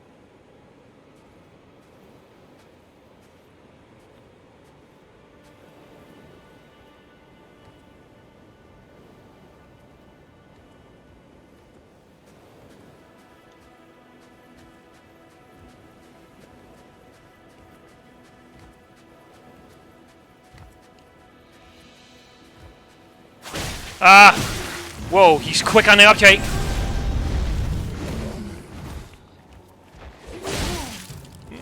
Okay.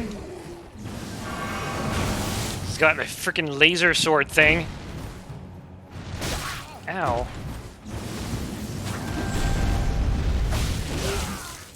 Whoa!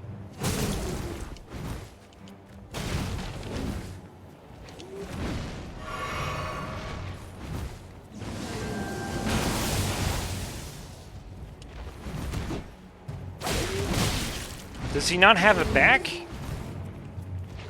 Eh. Ow.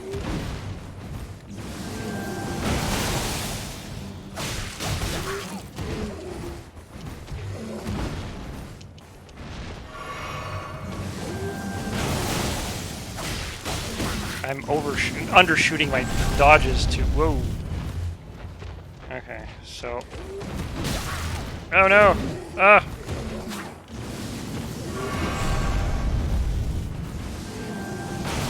Do I get his sword if I kill him? Ow.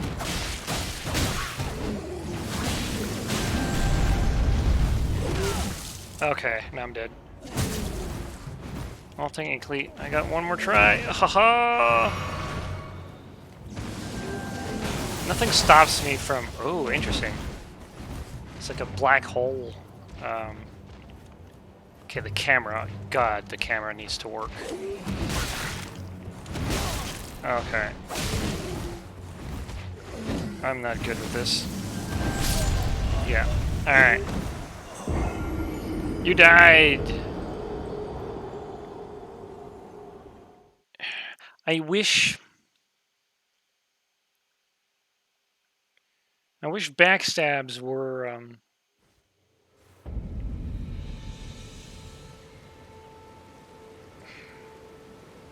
more consistent.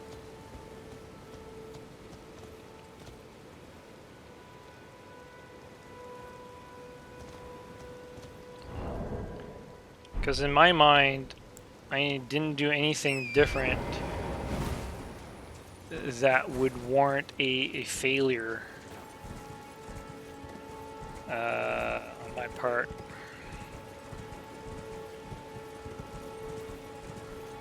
Then again, I feel like even though, like, even if I had succeeded on the backstab, it wouldn't have done much.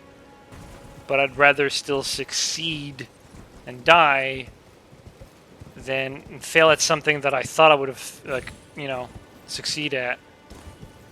Oh, that's a... Oh, no!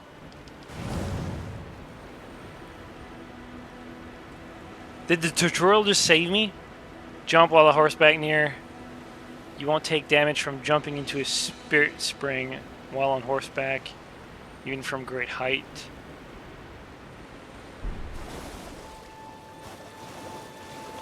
Oh. Alright, that's good. That's actually really cool. Alright. I'm going to take my stuff.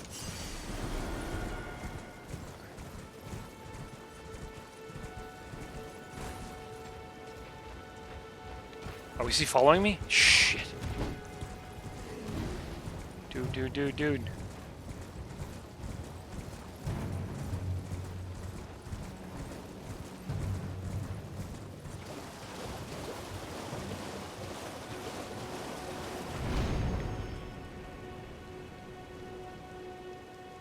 What?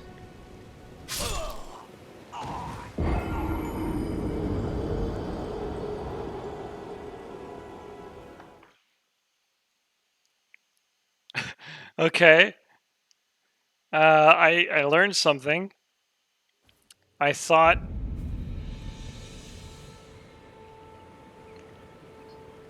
At first I thought it was only going to, like, spring me forward.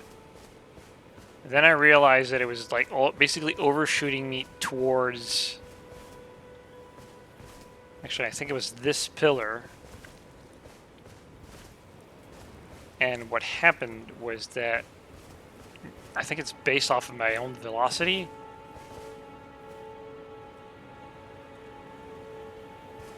And,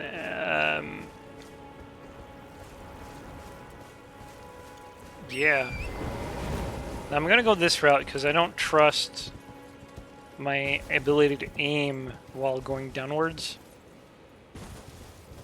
I'm just gonna get my souls back and hopefully I can... Okay, so hop, hop.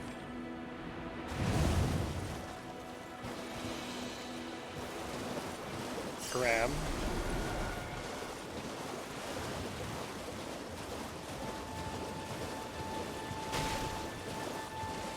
That's a cool image with the water and the reflection of the sky in the water. That is really cool. Okay, I don't know. Whoa, that's the crab. And that's the end of the world.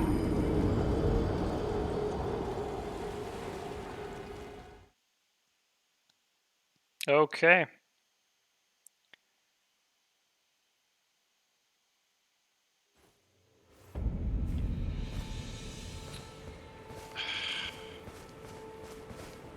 Like, there's a place I want to go,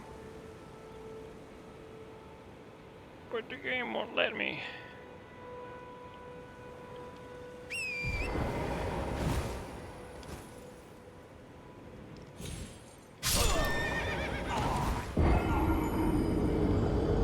Okay, so I didn't think that...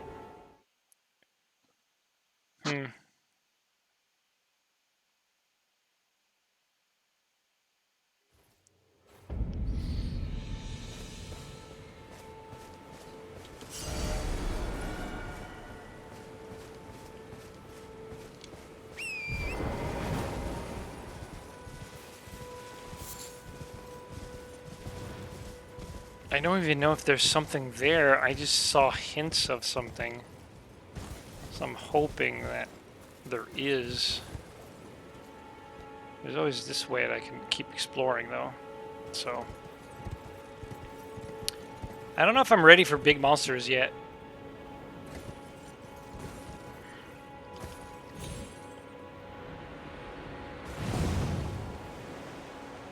I see you have new armor. Yes, indeed.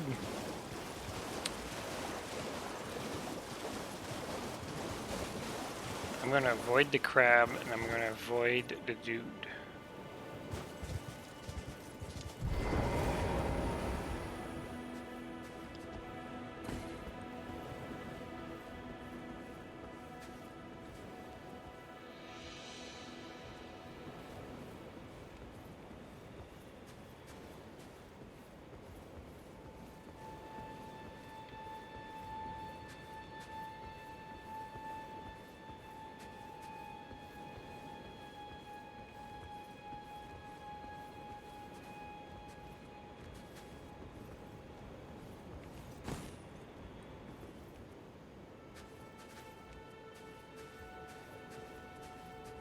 Oh, it's a message. Wait, what does it say? Necessary item ahead. Yeah, well, once I get better at combat, I'll come back here. What I want is this way.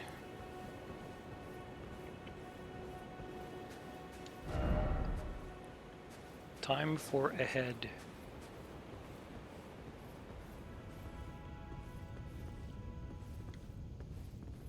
Now, I've been meaning to try this. I guess it's technically... Yeah, there we go.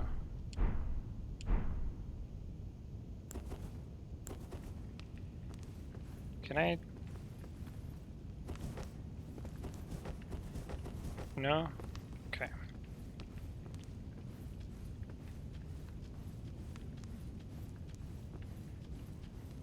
That's why I bought the torch.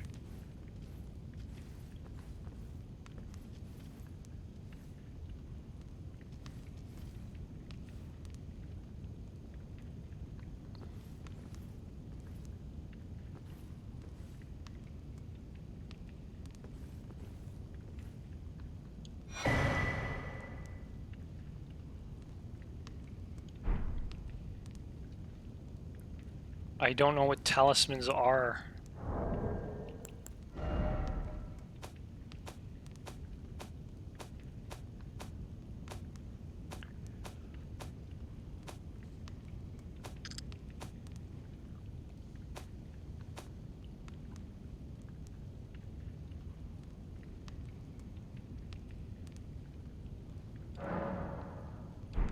Is it... Oh, it's an equipment. Okay, so I put it here.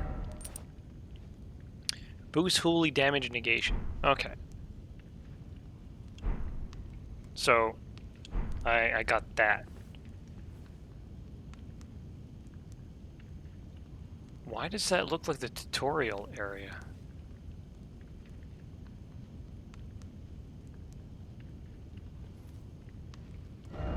Because it is. What?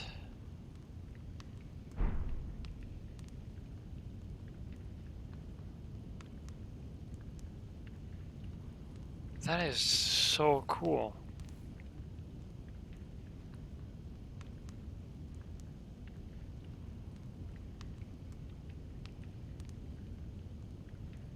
That is really cool. I'm slightly disappointed that it was anything else, but at the same time I got a talisman out of it.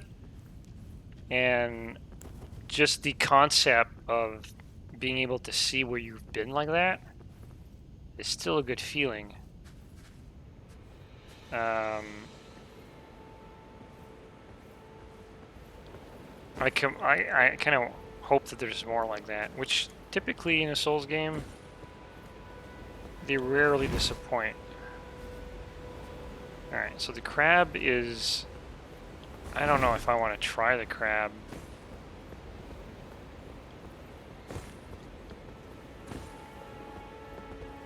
Yeah, there it is.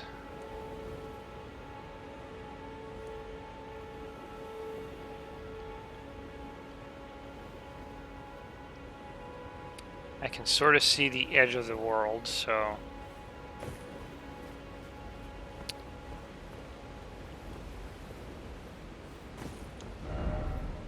Time for crab. Is it though?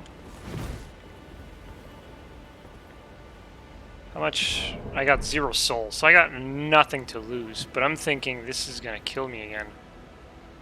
So, I am going to... I'm kind of bummed that I can't summon my dudes here.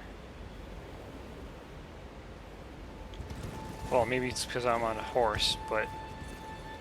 if I summon my... yeah, it still doesn't. Alright, well, let's do it. I don't think I'll do it, but...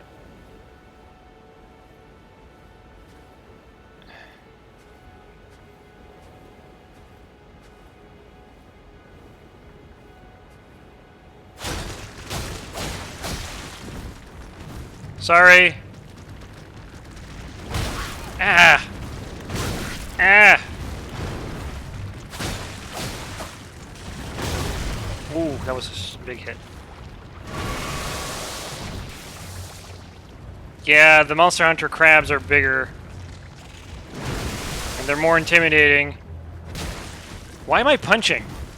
How? Why is that a thing now? Okay. Ow.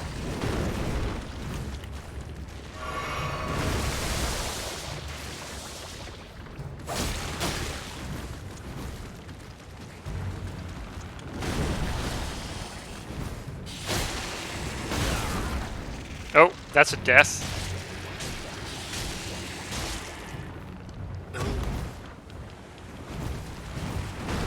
Why does the camera... ah, stupid camera. Stop it. Why am I fighting the camera now? Okay.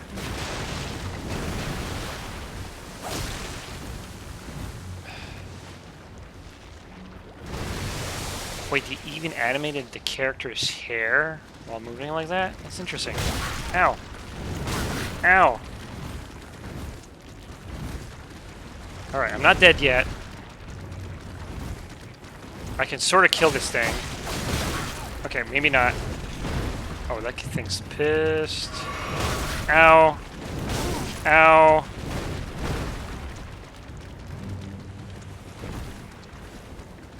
Okay. I don't know if I can block this, but I can try. No, that was dumb. Like the worst idea in the worst moment. Crazy detail on the crab, though. Yeah, I'm not good with the dodge stuff.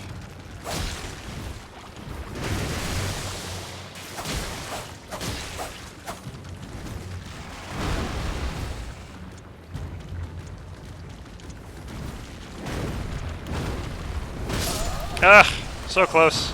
Well, close enough in my standards. Will you stream more Elden Ring in the future? Yes.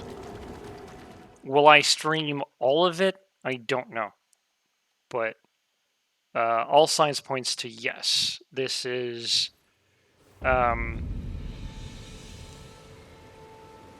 it's still very early in terms of like impressions and stuff like that, but I have... how can I say this? So when I played the original Dark Souls, I more or less had a friend teaching me the ropes as I went along. I think I even had a YouTube video on my first experiences with Dark Souls 1. Dark Souls 2 was a more or less regular thing on stream. I don't know if it was still on Twitch or it was just on when I did livestream.com before I moved to Twitch. And that game, I was kind of...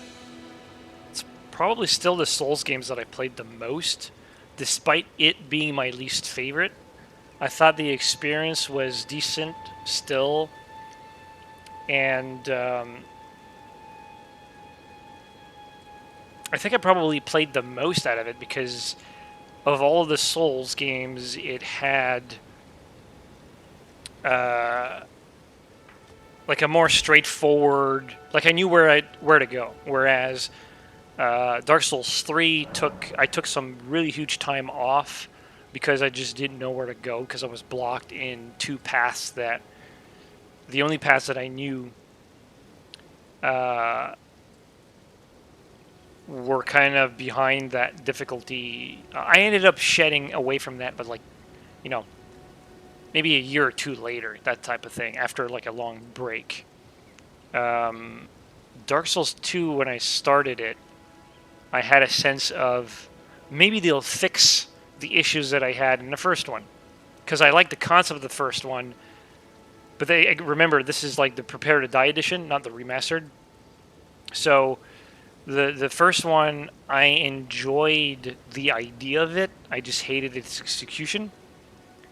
And now Dark Souls 2 was more of a, well, maybe they fixed it.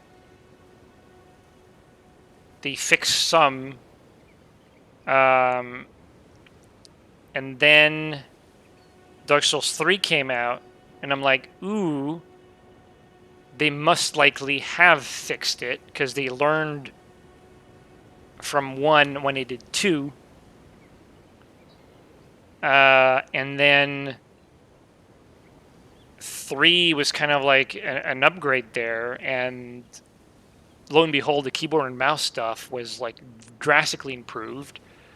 So I think my first character on Dark Souls 3, and I say that, I specify characters because they're not playthroughs, because I didn't play through the end. Again, Steam had a nasty habit of like deleting my saves, so I have 3 save files essentially, or 3 characters in Dark Souls 3, and the first one was primarily keyboard and mouse.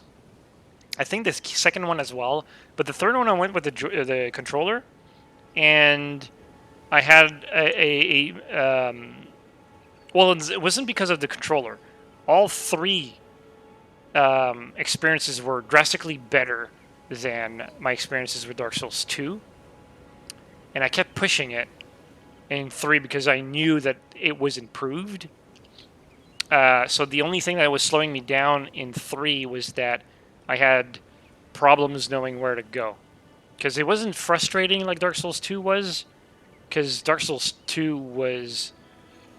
Uh, I just hated the design of the monsters, whereas in Dark Souls 3, the only boss where I thought was kind of painful for me, and I say painful because the design itself isn't bad, and most of the designs of the bosses in Dark Souls 3, I think they're pretty good, but um, there was one fight with like, it's 3 dudes. I think it's 3. Maybe it's only 2 guys with swords, and they're coming at you, and they move really quickly and stuff like that. Since it was a different development team or something, I can't necessarily say if you do like research and you discovered that Dark Souls 3 had a different team than 2. I think maybe 2 had the B team that worked on the Bloodborne, or no, it was the B team that worked on Dark Souls 2 while the A team worked on Bloodborne. Maybe. I think that I heard or read something about that. So it could have been that. But Dark Souls 2 for me was, despite its frustrations, was more approachable.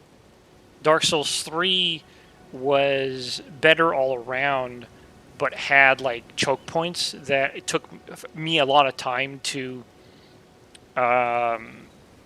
overcome. And I say like in years, right? So once I replayed or I restarted Dark Souls 3, I think it was last year, it almost clicked. And I say almost because there are still a few things that I found like really, I guess that's the point of the game, but like that I found like they're really challenging for me. But I thought I sort of get the idea of like my approach, my playstyle while approaching the Dark Souls games. So I went like instead of saying again playing with like a bandit in Dark Souls 1, I played with a knight, I think, in Dark Souls 2 and Dark Souls 3, and then I went with cleric in the latest playthrough or latest attempt in Dark Souls 3, and I got progressively easier as I got more comfortable with like the systems and the math involved and all that stuff. Like I understand what like max load capacity and so on and so forth. So when Elden Ring came about, for me it was like more of a. It was less about oh hey maybe they fixed it, but more of a oh hey uh, I'll most likely have an easier time.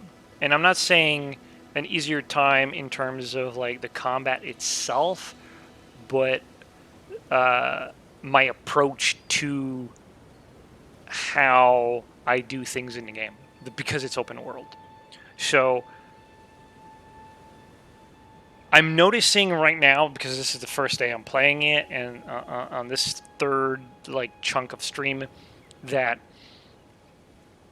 I still encounter the same similar like the same type of block or roadblocks that I had in Dark Souls 3, but I've overcome those roadblocks in those Dark Souls 3, and I think in Elden Ring because it's open world, I have a better approach to things where I could grind the soldiers in the ruins for more experience, or I could just hunt freaking sheep for parts for some reason if I wanted to, or hunt down the bats for a while, or go back into that dungeon that had like the creepy goblins practice over there, and maybe do some multiplayer against the boss.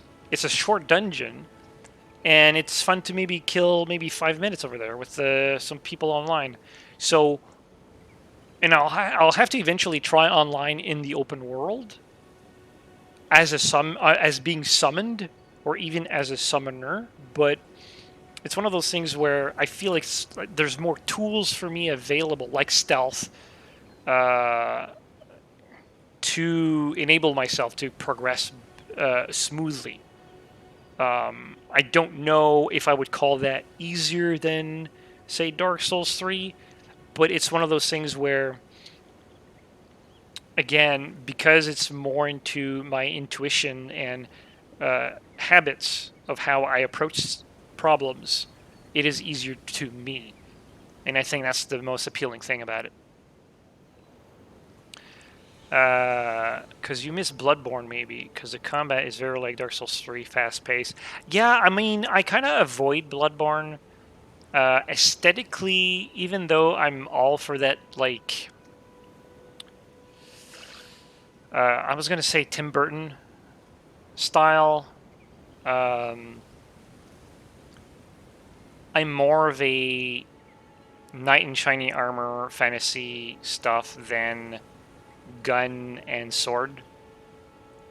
Um, so already from there, I had little, and I think the Bloodborne series is more on consoles. I don't know if there's a PC equivalent to it. Um, I think that what appealed to me were the dungeons, but then I realized that the dungeons weren't really randomized. There's like a dungeon that you could like do that's just like aside from the basic world. You can actually just do a dungeon, and I thought that was really cool. I thought, oh, maybe I could do my Diablo stuff in there, and I saw my friend play it, and it was like, that's not exactly what I expected. Um, so there's that. I mean, by then, because Dark Souls 3 was a major improvement over the second one, and you know, by proxy, the first one. When the first one got like re-released or remastered, I immediately bought it again on the Switch. So I have two versions. I have the PC one that's like broken. I don't think you can buy it anymore on Steam. I think it's still available for me because I have it. But um, the remastered edition on the Switch was way more appealing for me. And I think that's when I switched to a controller, because I was playing Dark Souls on the Switch, and to me the buttons felt way more convenient. And I'm glad to say that Elden Ring is, I mean, the placement of the buttons is a little weird from what I'm used to, but that's because it thinks it's an Xbox controller and the buttons are kind of moved around.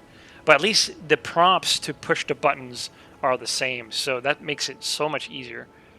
Whereas for Dark Souls 3 and 2 and even 1 on PC, I had to like translate it on the fly. When it says press Y, I had to figure out that it actually meant the home key or the delete key or whatever bullshit it was on the keyboard.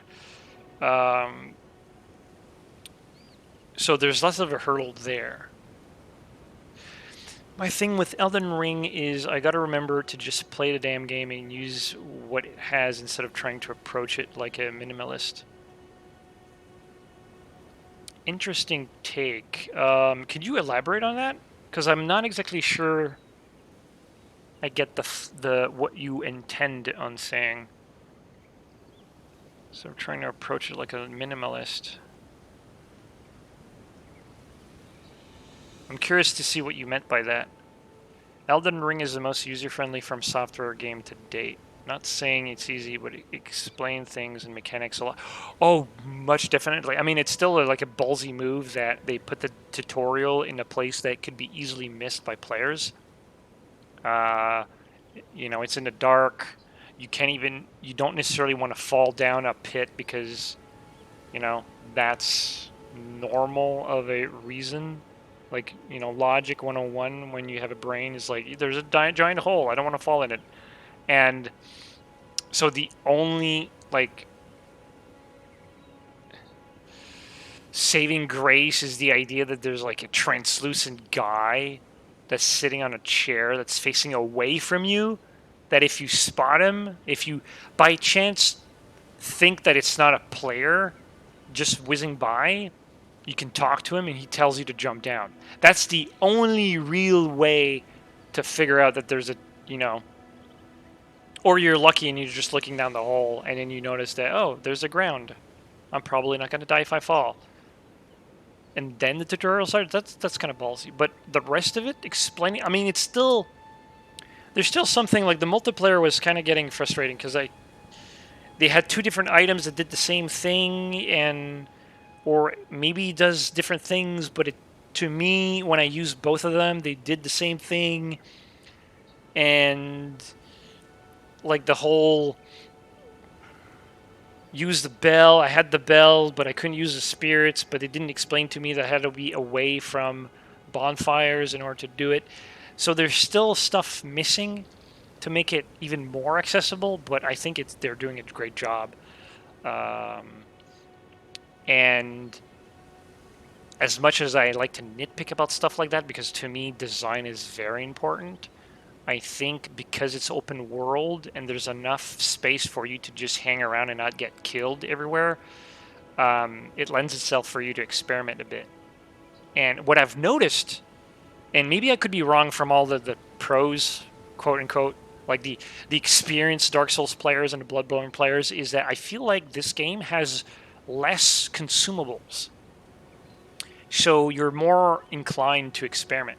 Like the spirits, I didn't consume my spirits. Like it wasn't like I summoned my 3 dogs and that I had that one chance with the 3 dogs and it would be gone forever until I looted another spirit with dogs in it. You know, so I actually kind of thought that was the way that they were going to approach the game, because when you think about a game design and how to reward a player, you're thinking, well, loot is the number one thing, but you don't want to give too much loot. So you're saying, well, you don't want to give potions in this game because those are Estus flasks and those serve a very specific need in the whole grand scheme of things. So if you start giving up potions, well, that's a problem because you're, bypassing the whole difficulty thing. So you don't do that. You don't necessarily want to give. I mean, for the longest time, like Dark Souls gave just straight up souls, which is essentially money. So it's like a traditional RPG, just give it gold. It's weightless. I love that, but at the same time, like you want more. You want to offer more than just that, and some a few items here and there. So what do? You give ammo, bombs, knives. I know Dark Souls 3 has a tendency of giving you bombs and giving you knives, like throwing knives and stuff. Um, with the occasional like right now I have a flail, I have a two-handed greatsword, so the occasional item. So you think, well, the spirits would have been a good implementation as like extra rewards by just exploring the world and stuff like that. But I guess because the loot is finite, maybe it doesn't matter for them. So that's why they made it like static, where it's like you have it, you can use that as many times as you want. We'll control it with mana or what have you. And I think that helps Elden Ring being more accessible without necessarily making it too easy or making it easier to play. It's just more approachable. Because now I can experiment and now I can learn. It's not like, well, you used the one thing that you had and now it's gone. You got to wait until another one until you can play with it again. So I think that's great. Like instead of trying to beat the boss with as little as possible, instead of using what's being offered to me. I don't know how far you've gotten, so I don't want to spoil it. I haven't gotten very far. It's using what's most offered to me as a resource against enemies instead of trying to beat the boss with as. Oh, okay. So.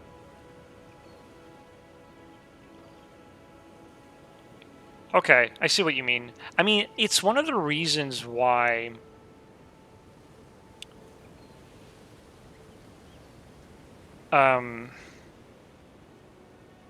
It's the mindset that you're playing in such a way that you're giving the game's systems a chance to shine, essentially, rather than just going in and beat the crap out of it. So I mean that's the. I'm paraphrasing. I'm hoping that's what you meant. Like I'm extrapolating from what you said, and it kind of goes hand in hand with what I like to do when I play games where I went with magic. I went with a mage with the Elder Scrolls when I played Morrowind because I had played a mage in Oblivion and I know how awesome that was. And did I go into castles yet? No, I tried to go to the gate and I got stopped by a troll or an ogre or a giant. So no, I don't think I went beyond that. The light stealer, yeah, the thief of light. Now, the mage was because I remember playing a mage in Oblivion. Across, like I played back then. I had like a lot of experience playing Oblivion, and I played all sorts of characters, hybrids, basic archetypes, warriors, thieves, a lot of thieves actually, and wizards and stuff like that, necromancers or necromancer wannabes like conjurers and stuff like that. And I realized that when I dabbled in magic in the Elder Scrolls, I was able to, you know, tap into like a very powerful element that the game would offer. Like it's not just open world, but like the magic system in the Elder Scrolls series is so flexible that allows you to be super creative, which is like the whole point of being like a spellcaster in my mind. It's to be one of those like, check this new spell I invented, that type of thing. And so I figured, well, if I'm going to play Morrowind, I mean, in hindsight, I probably should have played maybe something more straightforward, like a warrior or maybe like an archer or something like that. But I figured, well, Morrowind has a similar spell system in its combat, so let's take something that at least I recognize and use the spells, because I knew the combat was different in Morrowind before I jumped in, because I had already like attempted at playing it before the Let's Play series, and it's like taking advantage of the game, right? And when it came to Skyrim, I had an inkling that magic was going to be different, because from what I understand, it's all based on wands. And so you wield a healing wand and you can do healing magic, and you can, you can dual wield wands. Is it wands really, or is it you just have it in your hand? There's something about like you're dual wielding magic or something like that, and it becomes like more powerful and stuff like that. I think it was one of the videos that Bethesda did when they announced Skyrim that kind of showed the magic system in there, and I figured it's not bad, but uh, I don't want to say that it's a downgrade, but I guess it kind of is when you think about like the the the the flexibility of it. And remember, E3 was showing the staves. Okay, you can actually dual wield it. So um, I figured, like, I've been playing a lot of mages, and I had Oblivion the Mage, and I had the Thief of Light in Morrowind. Of course, back then, like when Skyrim was announced or when it was released, I was still doing Let's Plays of those, both of them. And then I figured, well, I'm gonna play Skyrim. I don't want to do another mage, although it would have been interesting to like compare the three games together. But I figured, let's go with something that I'm more familiar with, stealth, and let's go with something that would kind of force me to experiment with strategies and stuff like that. So instead of experimenting with like how to blend spells together, um, which I didn't really do too much in Morrowind because I thought that was very expensive mana wise. But in Oblivion, I did that a lot. But in Skyrim, I figured I could take advantage of the AI or make it interesting. So I would play. I chose to play as a thief because I figured I wanted to be weak in combat so that I can take advantage of everything else that the game would offer to have like a more amplified experience. So I think in that regard, your approach to Elden Ring uh, is like a reflection of that mindset. The I kind of have to play Elden Ring to the best of my abilities. So it's like it's one of those things where I'm not good enough to just say, you know what, I'm just going to play a certain way. For me, it's more like to do whatever you can to win. So um, I'm not like, again, I understand that like grinding for XP might be a solution here, but at the same time, exploring avenues like I've done in Elden Ring so far, and trying to see like, excuse me, other, not necessarily other approaches to encounters, which I've done already, but also like other paths to take and see where those lead, like the crab, the giant crab, or the dude with the purple sword, or the giant troll at the gate, or the wolf people. I say the wolf people. They have wolves in their camp, but the giant dude with fur that have like giant swords that like kill really badly. Um, that sort of thing, and I think uh, once I've exhausted those possibilities, and I'm hoping as I'm exhausting those possibilities, I'll learn more.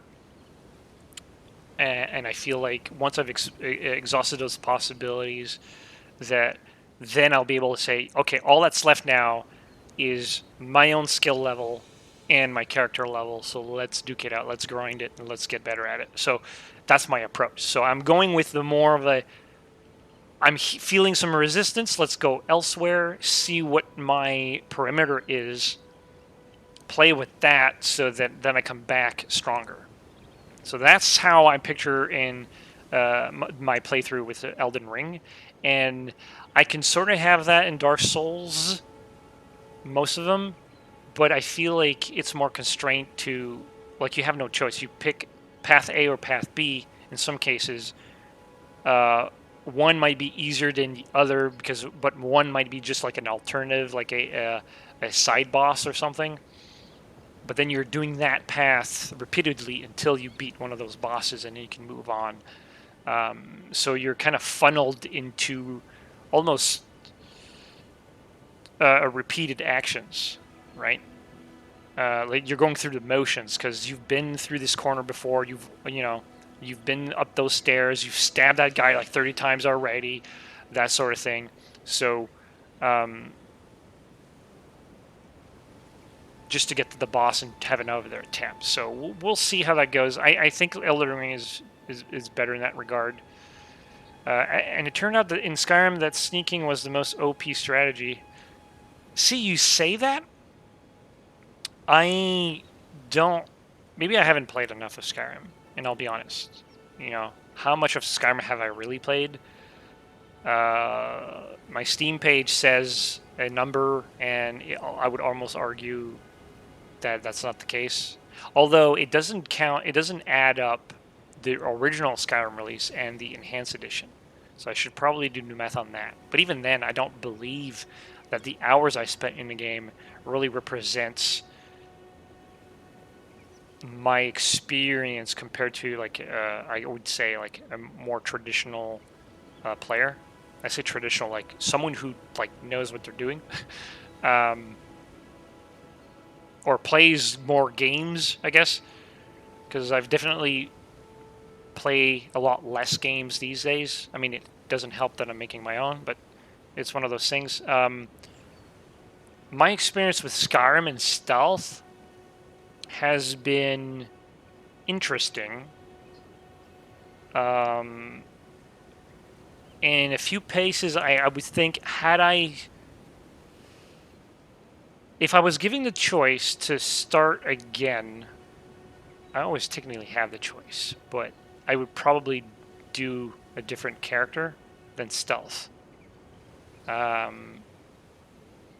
Because what I've noticed with stealth is that there's two biggest problems for me. One of them is control wise. When you're stealth, the way your character moves around isn't really one-to-one with how I do inputs, because when you move around, your character has to like turn, even though you don't really see your body, but there's like a delay when it happens, so there's like that sluggish that happens. Or when you're trying to attack, but it's not a backstab, it's just a straight up attack, it's like more sluggish than if you were just swinging standing up, that sort of thing. And then there's the aspect of it's really hard to strategize while stealth in Skyrim. I mean, stealth enables you to strategize and say, I'm going to knock down this guy, and then maybe that'll aggro this other guy, and I'll be able to like kick him in the nuts, and he'll fall down, off a pit or something. You can plan ahead and then do your motions, right? You're saying, okay, well, I might not be able to kill this guy because he looks tough, so I'll backstab the weaker guy, kill him in one shot, and then the other one is going to wake up to that, and then it'll be one-on-one, rather than trying to backstab the big guy and then have two guys on me, right?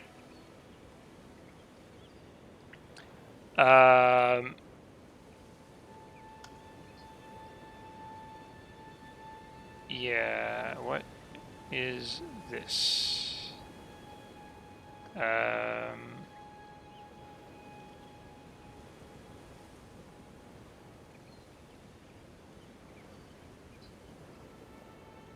There you go.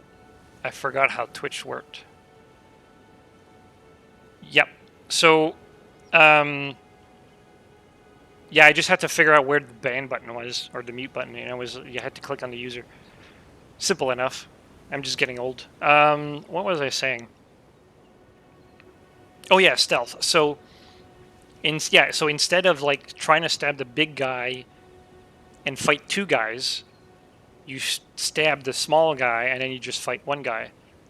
In Skyrim, that's harder to do because, from what I've noticed, in a pack of bandits, the boss of the bandits will look pretty much the same as any other bandit. And you don't get their name tags until you're really up close to them. So what would happen normally is that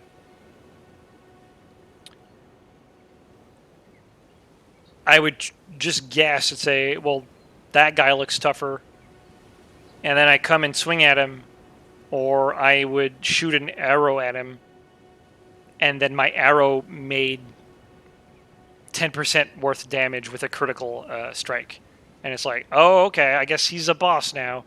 And that was kind of a mess. So it was really hard for me to visually identify stronger foes, which is a big no-no in my mind when it comes to stealth play or strategic play and stuff like that. You have to be able to identify your targets properly, which is a problem that I didn't have with Oblivion, because in Oblivion, even though it was immersion breaking and whatnot, the guy that had the most glowing effects on him was the boss, essentially, right? So you have like 3 bandits, you're in a cave, and one of them has a glowing helmet. That's the tougher dude. Like, it was kind of easy to figure it out. Or in any other game, you would say, like, even say in an Elden Ring, you would say, well, the guy with the more armor has the you know, is the bigger dude, maybe, uh, that sort of thing. I'm thinking, like, I guess in Dark Souls, like, there's like different soldiers, right? There's the guys with the torches and maybe a spear or a sword, but then there's the guys with like the shield, like a harsh shield, but then there's like the tower shields dudes, and you're like, okay, those are the big guys. So you can clearly see, right, that like who you're supposed to like focus on in your targeting and stuff like that. Um, I assume you liked it. I love it. It's still first impression. It looks like I'm bleeding on the floor, but that's not my blood. But yeah,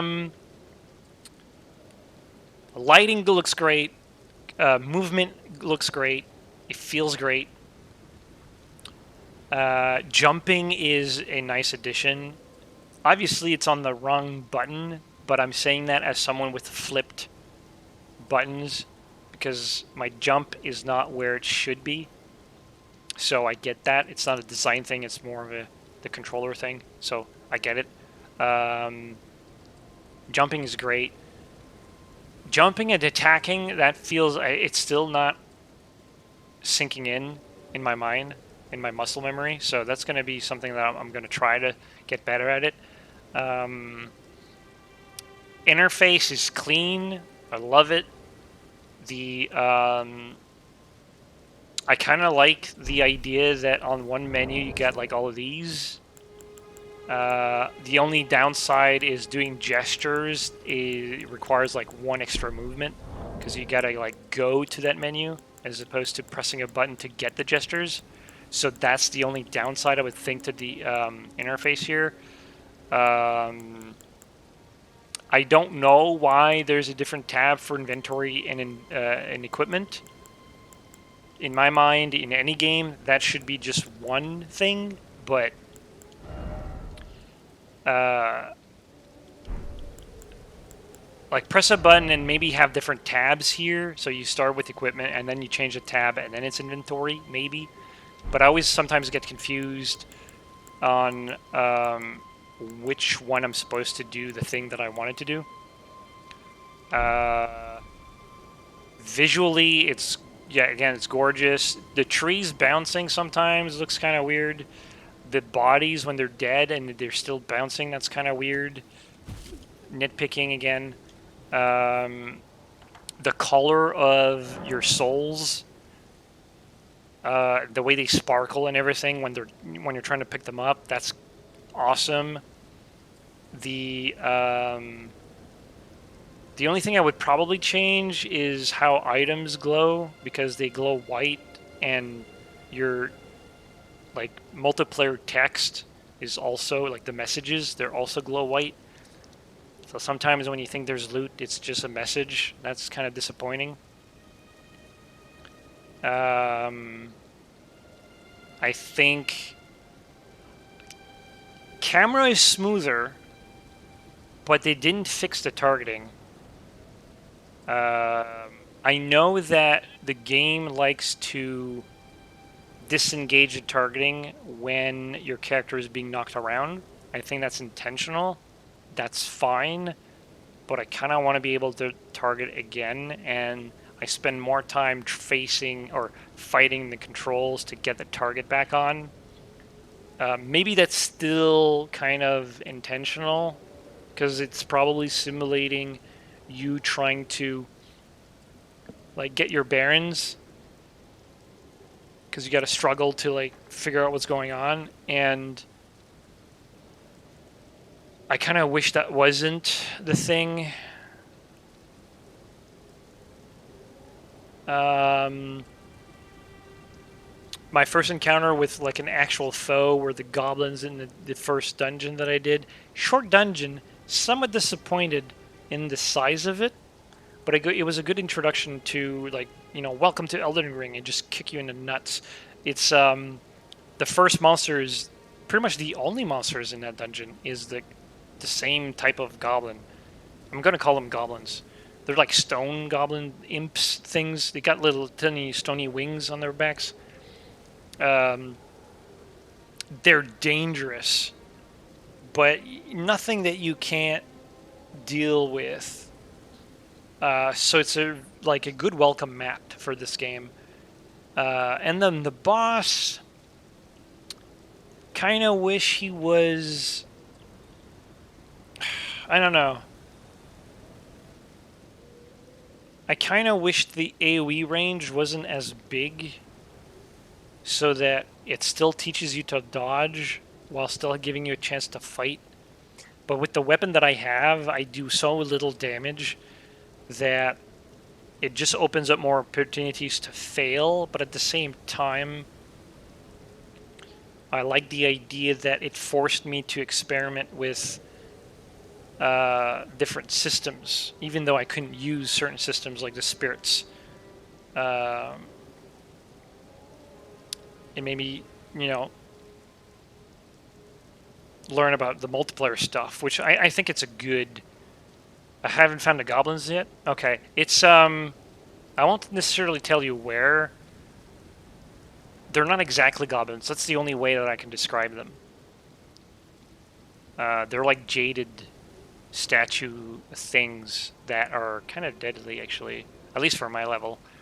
Um, I've gained better equipment since, but I'm still using the same dagger.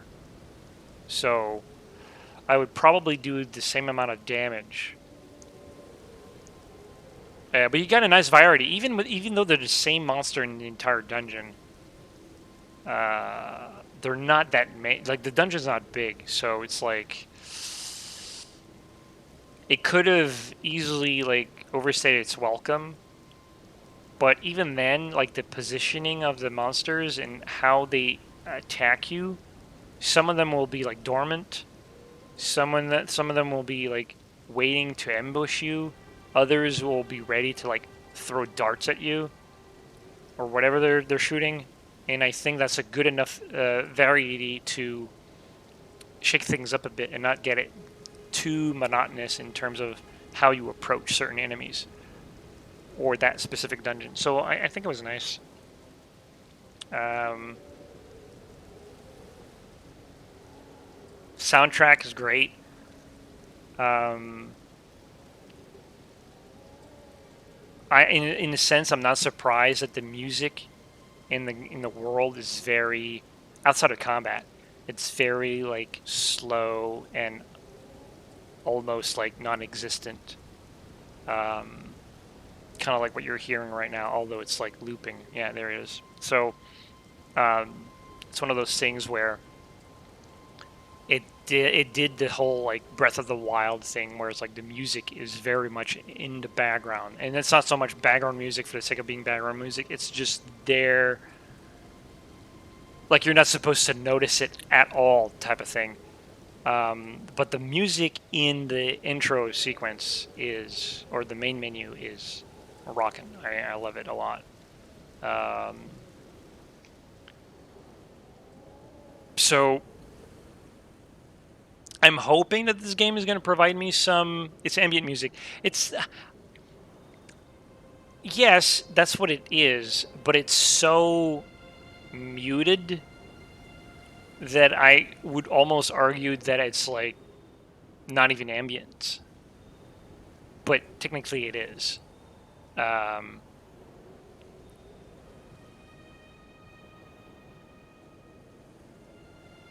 like you hear the violin and stuff like that, which is interesting because they went with a chord instrument, and Zelda went with piano, which is also technically the chord instrument. So I don't know if there's a link to that in terms of like music science or whatever. Because one of my most memorable piece of soundtrack while exploring like a peaceful environment was Tristram in Diablo 1, and that's a 12-string guitar. So I don't know if there's a something to be said about like string instruments for that type of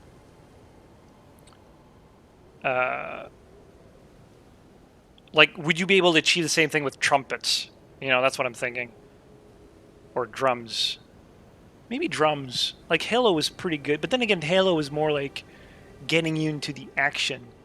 So it's getting your blood pumping. I'm going to shoot some guys. Boom, boom, boom. You know, because a trumpet would be just terrible. Well, that's what I'm saying. Like maybe a kazoo. Yeah, that's it. So maybe there's something to be said about string instruments that enables ambient music to be the way that they are. So I'm not a music major at all. Like that's like one of the things that I don't understand in life. I like to talk a lot about like game design and maybe like CGI because that's what I do. Outside of that, I'm pretty much an idiot, so I don't know. Uh,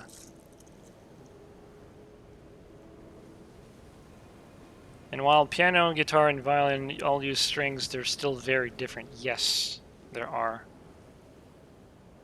Uh, as a matter of fact, the violin is one of my least favorite instruments, while the guitar is on the opposite spectrum. Gix's game is just going to be all trumpets. You know what? I kind of want to see. There's actually no sound and no music at all in game right now, but I kind of want to see if I can just garage band something and just replace everything with trumpets and see how that goes.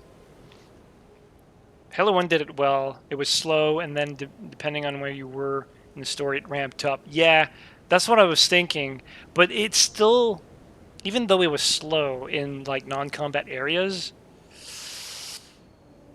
the drums were still there to like get you ready for action. I think the only part that was not about that were the scenes before you get the flood. I don't know if you guys play much of Halo, but the flood was like the intro to that was like very spooky and creepy and very slow because they were preparing you for the storm. Violence is bad, but how can you hate violin? The violin is weepy. That's the best way I can label it. I know it can be done the same way that I know that rap can be good,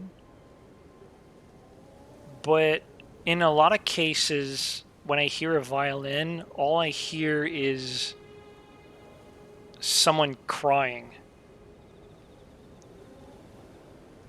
at different levels of intensity, maybe. And I know maybe the violin can do happy. Like if you think about like country songs and stuff like that, it can be somewhat like square dancing. It's yeehaw, it's happy. But For the most part, I feel like it's the weepiest instrument. It's like I don't know if you've ever had a cousin or brother or relative, any type of relative that at a young age, no matter what comes out of their mouth, they would always say it like in the most weeping voice, because that's the only way that they learn how to talk. And eventually, as they grow older, they kind of tone that down, and then they can speak normally. But until then, it was just about like like that's freaking annoying. And to me, the violin is like that. Danjo Reinhardt songs had happy violin and a lot of folk music. But I do see your point. Okay, well, it's interesting that at least my there are more examples of like happy violin. I mean, there's violin like in the Halo soundtracks. There's violin even now, right? Um, and it's like it's fine. Like I love string instruments, but the violin is like one of my least favorite instruments. Um, Probably has to do with the notes. Maybe it could be. Like again, I'm not an audio guy. Like I love audio, but I'm like I wouldn't be able to pretend to be an expert on that, so I couldn't tell you. But I do love music, but my knowledge is purely from uh, a graphic standpoint, like CGI, imagery, composition, compositing, uh, to a certain extent, game design, because I talk a lot about game design, and I guess like more so since I've been doing it for 10 years now, or almost 10 years, I could say about computer programming.